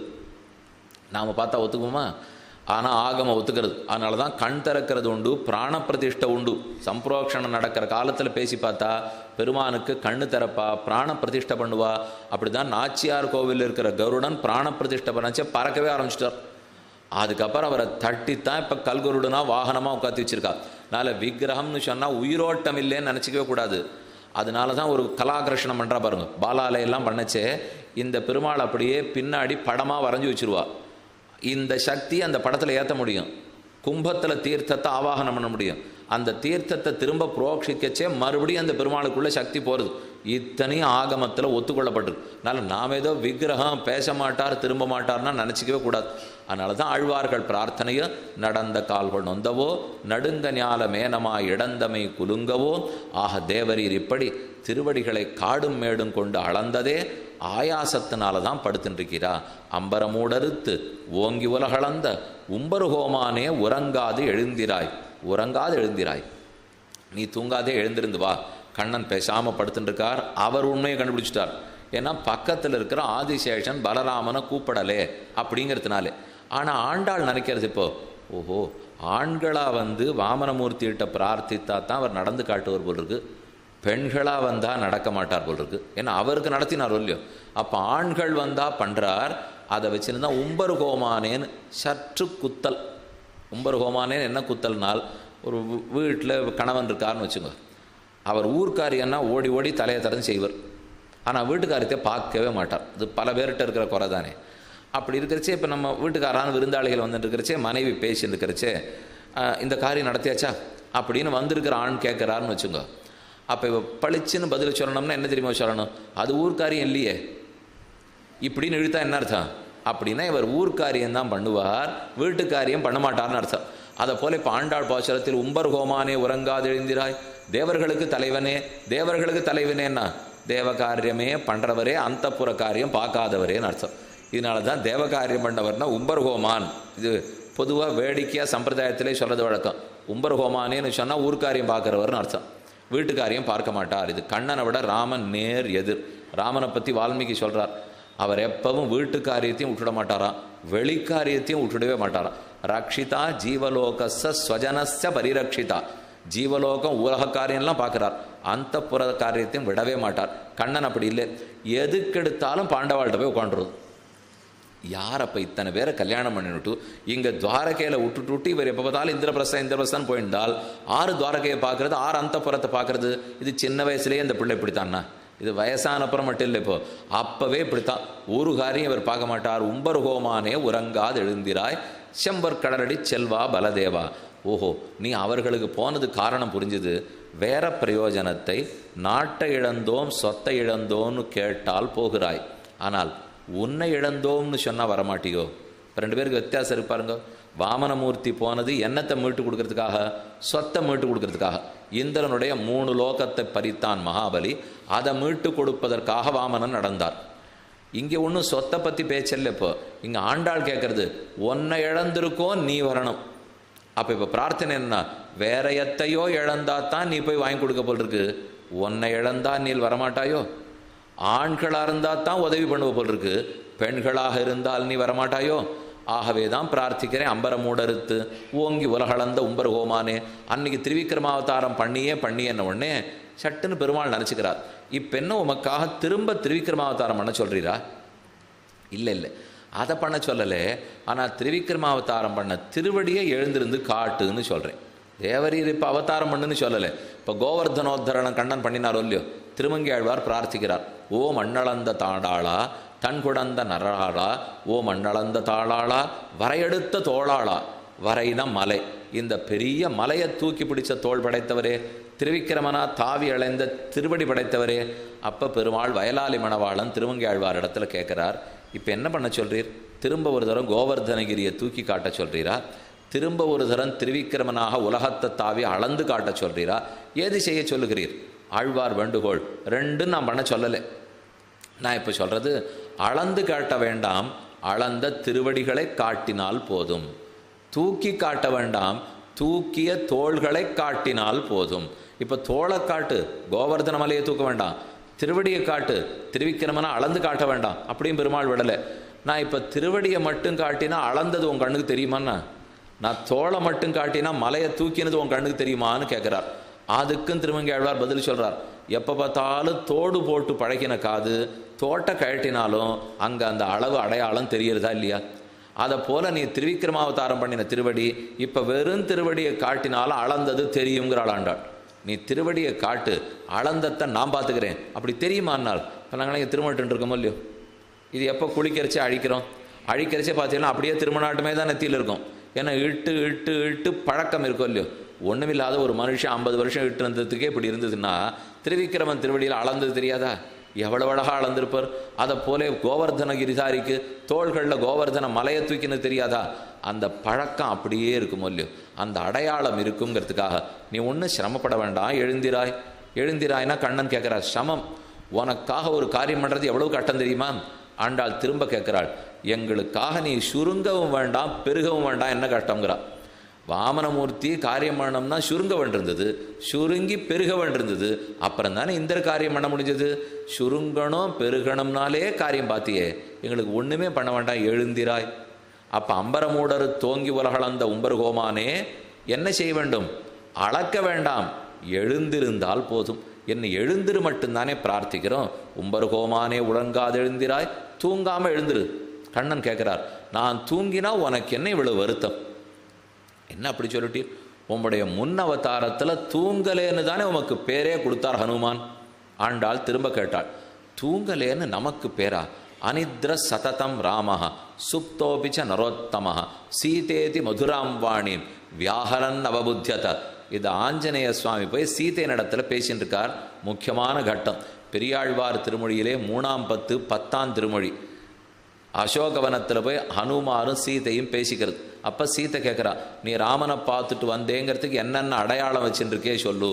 அதற்கு தேரணிந்த அயோத்தியர்கோன் பெருந்தேவி கேட்டருளாய், வாரணிந்த மலவடிவாய் வைதேகி விண்ணப்பம், அதோ சீரணிந்த குகனுடும் தோழமை கொண்டதுமோர் அடையாளம் என்ன ஓரோரு அடையாளமாக ஹனுமான் சொல்கிறார். அப்போ சீத்தையினுடைய மனசு நன்னா திருப்தியாக கேட்டுட்டே, சரி சரி இவர் தான் பார்த்துட்டு வந்திருக்காருன்ட்டு. அப்போ ஹனுமார் சொல்கிறார், ராமன் உன்னை விட்டு பிரிஞ்சு எவ்வளவு துக்கப்படுறான் தெரியுமா சீதே? அனித்ர சததம் ராமஹ, அவன் தூங்கி மாச கணக்காச்சு. சுப்தோபிச்ச நரோத்தமஹ, ஒருவேளை துளி தூங்குறான்னு வச்சுக்கோ, சட்டுன்னு ஏதோ திடுக்கிட்டு எழுந்துனுட்டு சீத்தே சீத்தேன்னு அலறான். தூங்குறதே இல்லை, அவ்வளவு வருத்தப்படுறார். அப்படியே தூங்கினாலும் எழுந்துட்டு திடுக்கிட்டு சீத்தைங்கிறார். இதை சொல்லிட்டு சீத்தை முகத்தை ஹனுமார் பார்க்குறார். ஒரு பக்கம் அவளுக்கு மகிழ்ச்சியாக இருக்குது, இன்னொரு பக்கம் துக்கமாக இருக்குது. இவருக்கு ரெண்டும் புரியல. இவ எதுக்கு சந்தோஷப்படுறாள்னு தெரியல, எதுக்கு துக்கப்படுறாள்னு தெரியல. அவளுக்கு சந்தோஷம் என்ன தெரியுமோ, நம்ம பிரிஞ்சு நம்ம கணவனு நன்னா படுறார். அது எந்த மனைவிக்கும் ரொம்ப சந்தோஷமாக இருக்கும். என்ன இவ கிளம்பி இப்போ பறந்து வீட்டுக்கு போகிறேன்னு போயிட்டு இவன் நான் ரொம்ப நன்னா தளிகைப்பார் 10 நாள் அவ்வளவு நன்னா பண்ணி பெருமாளுக்கும் கண்டரோலை பண்ணி 10 நாள் நன்னா சாப்பிட போகிறேன் அப்படின்னு சொல்லியிருப்பார். இவருக்கு வெந்நீர் கூட காய்ச்ச தெரியாது. அப்போ காய்ச்சி அது கீழே கொட்டி மேலே கொட்டி கொப்பளம்லாம் வந்து அதுக்கெல்லாம் வைத்தியர்கிட்ட போய் மருந்து போண்டு எல்லாம் ஆயிருக்கும். ஆனால் 10 நாள் கழித்து வந்து பார்க்கச்சே மட்டும் என்னமா நித்தப்படி பஞ்சபக்ஷம் பண்ணேன். இந்த கூட்டு கரியமது பச்சடி என்னென்ன உண்டோ எல்லாத்தோடையும் ஒன்றும் இருக்காது. பாத்திரத்தை பார்த்தாலே தெரிஞ்சு போயிடும். இதெல்லாம் எதுவுமே இல்லை, வெறும் அங்கங்கே உருட்டியிருக்காருங்கிறது தெரிஞ்சிடும். ஆனால் பண்ணலேன்னு கேள்விப்படச்சே, ஓஹோ இப்படி கொப்பளமாக இப்படி வெந்நீரா ஒன்றுமே பண்ணலையான்னு ரொம்ப திருப்தியாக இருக்கும் இல்லையோ. அதை போல தான் சீதைக்கு இப்போ தூக்கமே இல்லை ராமனுக்குன்னா திருப்தி. அடுத்தது ஒரே வருத்தம், தூங்காத இப்படிப்பட்ட கணவன் நமக்காக வருத்தப்படுறவரை விட்டு பிரிஞ்சிருக்கும் இல்லையோ என்பதற்காக வருத்தம். இப்போ ஆண்டாள் சொல்கிறது, ஒரு மனைவி கைப்பிடித்த ராமன் தூங்காம பேரெடுத்திருக்கார். நீர் நன்னா தூங்கிட்டு இருக்கிறே, உறங்காது எழுந்திராய். இப்போ ராமனுக்கும் கண்ணனுக்கும் வித்தியாசமே, தூங்காமல் பெயரெடுத்தவன் ராமன். பெண்ணுக்காக வருத்தம் அறிந்து தூங்காமல் கட்டப்பட்டவர். ஆனால் இவர் இத்தனை கல்யாணம் பண்ணிட்டு நன்னா தூங்கினவர். ஒரு கல்யாணம் பண்ணிட்டு தூங்காது இருந்தவர் ராமன், இத்தனை கல்யாணம் பண்ணிட்டு நன்னா தூங்கின்றவர். உம்பர் ஹோமானே உறங்காதெழுந்திராய் செம்பர் கடலடி செல்வா பலதேவா. ஆனால் அந்த கண்ணன் திரும்பி பார்க்காம இருக்க, நாம தான் தப்பு பண்ணியிருக்கோம் போல் இருக்கு, முறை மாறி பிரார்த்தித்திருக்கிறோம். முறையோட கேட்கணும். ஆதிசேஷனை பற்றியன்றோ பெருமானை பற்ற வேண்டும். எப்பவும் லக்ஷ்மணன் இல்லாமல் ராமனை பற்றவே முடியாது. அதனால தான் அருகிலே கிடந்த பலராமனை ஆண்டாள் பற்றுகிறாள்.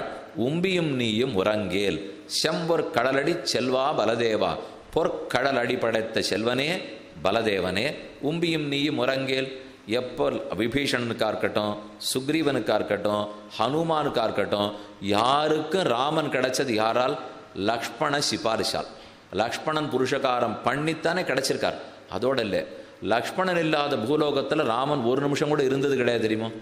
ராமன் முதல்ல அவசரிச்சுட்டார். புனர்வசு புஷ்யே ஜாத்தஸ்து பரதா, புஷ்ய நட்சத்திரத்தில் பரதன், ஆஸ்லேஷா நட்சத்திரம் ஆயில்யம்ங்கிறமே, ஆயில்ய நட்சத்திரத்தில் தான் லக்ஷ்மணனும் சத்ருகனும். அப்போ புனர்வசு பூஷம், புனர்வசு பூஷம், பூஷம் புஷ்யத்துக்கு பிற்பாடு ஆயில்யம். இந்த வரிசையில் தான் குழந்தைகள் பிறந்திருக்கா. அப்போ ராமன் அவதரித்த 2 நாள் கழிச்சு தானே லக்ஷ்மணன் அவதரித்திருக்கார். லக்ஷ்மணன் இல்லாத பூமண்டலத்தில் ராமன் இருந்ததே இல்லை. சரி சுவாமி, ஒருவேளை பரமபதத்துக்கு போகிறச்சேவும் ராமன் போனப்புறம் லக்ஷ்மணன் போயிருப்போம்னா இல்லை. லக்ஷ்மணன் முதல்ல இறங்கி விட்டார். சரையூரை இறங்கி லக்ஷ்மணன் வைகுந்தம் போன பிற்பாடு லக்ஷ்மணேன கதாம் கதின், அவர் போன லோகத்தில் இனிமேல் நான் இருக்க மாட்டேன், லக்ஷ்மணனே இல்லைன்னா என்னால் இருக்க முடியாதுன்னு முடிவெடுத்துத்தான் ராமனும் வைகுந்தம் ஏகுகிறார். அதை உணர்ந்த பாண்டாள் பாடுறது, ஓ லக்ஷ்மணன் இல்லாத இந்த ராமன் இருந்ததே கிடையாது. நச்சதேன வினாநித்ராம் லபதே புருஷோத்தம. எப்பவும் லக்ஷ்மணன் கூட போயிருப்பார். நம்ம வெளியூர் பிரயாணம் போகிறச்சே மனைவியை விட்டுட்டு போனாலும் போவோம், படுக்கையை விட்டுட்டு போவோமா? அதை கட்டின்னு தானே போவோம். கட்டின்னு ஏதாவது போத்திக்கிறதுக்கு 2, கீழே விரிச்சிக்கிறதுக்கு 2, பாய் 2 எடுத்துன்னு போகிறோம் இல்லையோ. சுவாமி தர்மபத்தினி வரல, படுக்கை எடுத்துன்னு வந்திருக்கீங்கன்னா அது வாஸ்தவம். அவளை விட்டுட்டு வரலாம், படுக்கையை விட்டுட்டு வர முடியுமா? எதே போல் ராமன் மனைவியை பிரிந்து 10 மாதம் இருந்தது உண்டு, லக்ஷ்மணனை பிரிஞ்சு இருந்ததே கிடையாது. ஏன்னா படுக்கை அவர் தானே, லக்ஷ்மணன் தான் ஆதிசேஷன் படுக்கை, அதனால் அவர் எழுந்திருக்கணும். ஆண்டாள் ரொம்ப ஆச்சரியமாக கேட்குறாளாம், படுக்கையில் படுத்துண்டவா தூக்கி பார்த்துருக்கேன், படுக்க தூங்கி நாங்கள் பார்த்ததில்லை. அர்த்தம் என்ன? இப்போ பலராமனே நீ தான் பிரகிருஷ்ட விஞ்ஞான பலைக தாமினி, என்ன ஆதிசேஷன் நீர். ஆதிசேஷன் படுக்கை, படுக்கையில் படுத்துட்ட கண்ணன் தூங்கட்டும் வேண்டான்னு சொல்லலை, இங்கே படுக்கையே தூங்கிட்டு இருக்கே. சாதாரண படுக்கையில் படுத்தவர்கள் தூங்கலாம், படுக்கை தூங்கலாமோ? தூங்காதே. நீ படுக்கை, ஆனால் நீ எழுந்திருக்க வேண்டும். படுக்க தூங்காமல் படுத்துருக்கிறவனை எழுப்பி கொண்டு வா, உம்பியும் நீயும் உறங்கேல்னு சொன்னது இந்த பாசுரத்தின் அர்த்தம். 17வது பாசுரத்தாலே முன்னால் நந்தகோபாலன், அடுத்து யசோதை, அடுத்து கண்ணன் பலராமன் அனைவரையும் அழைத்தாள்.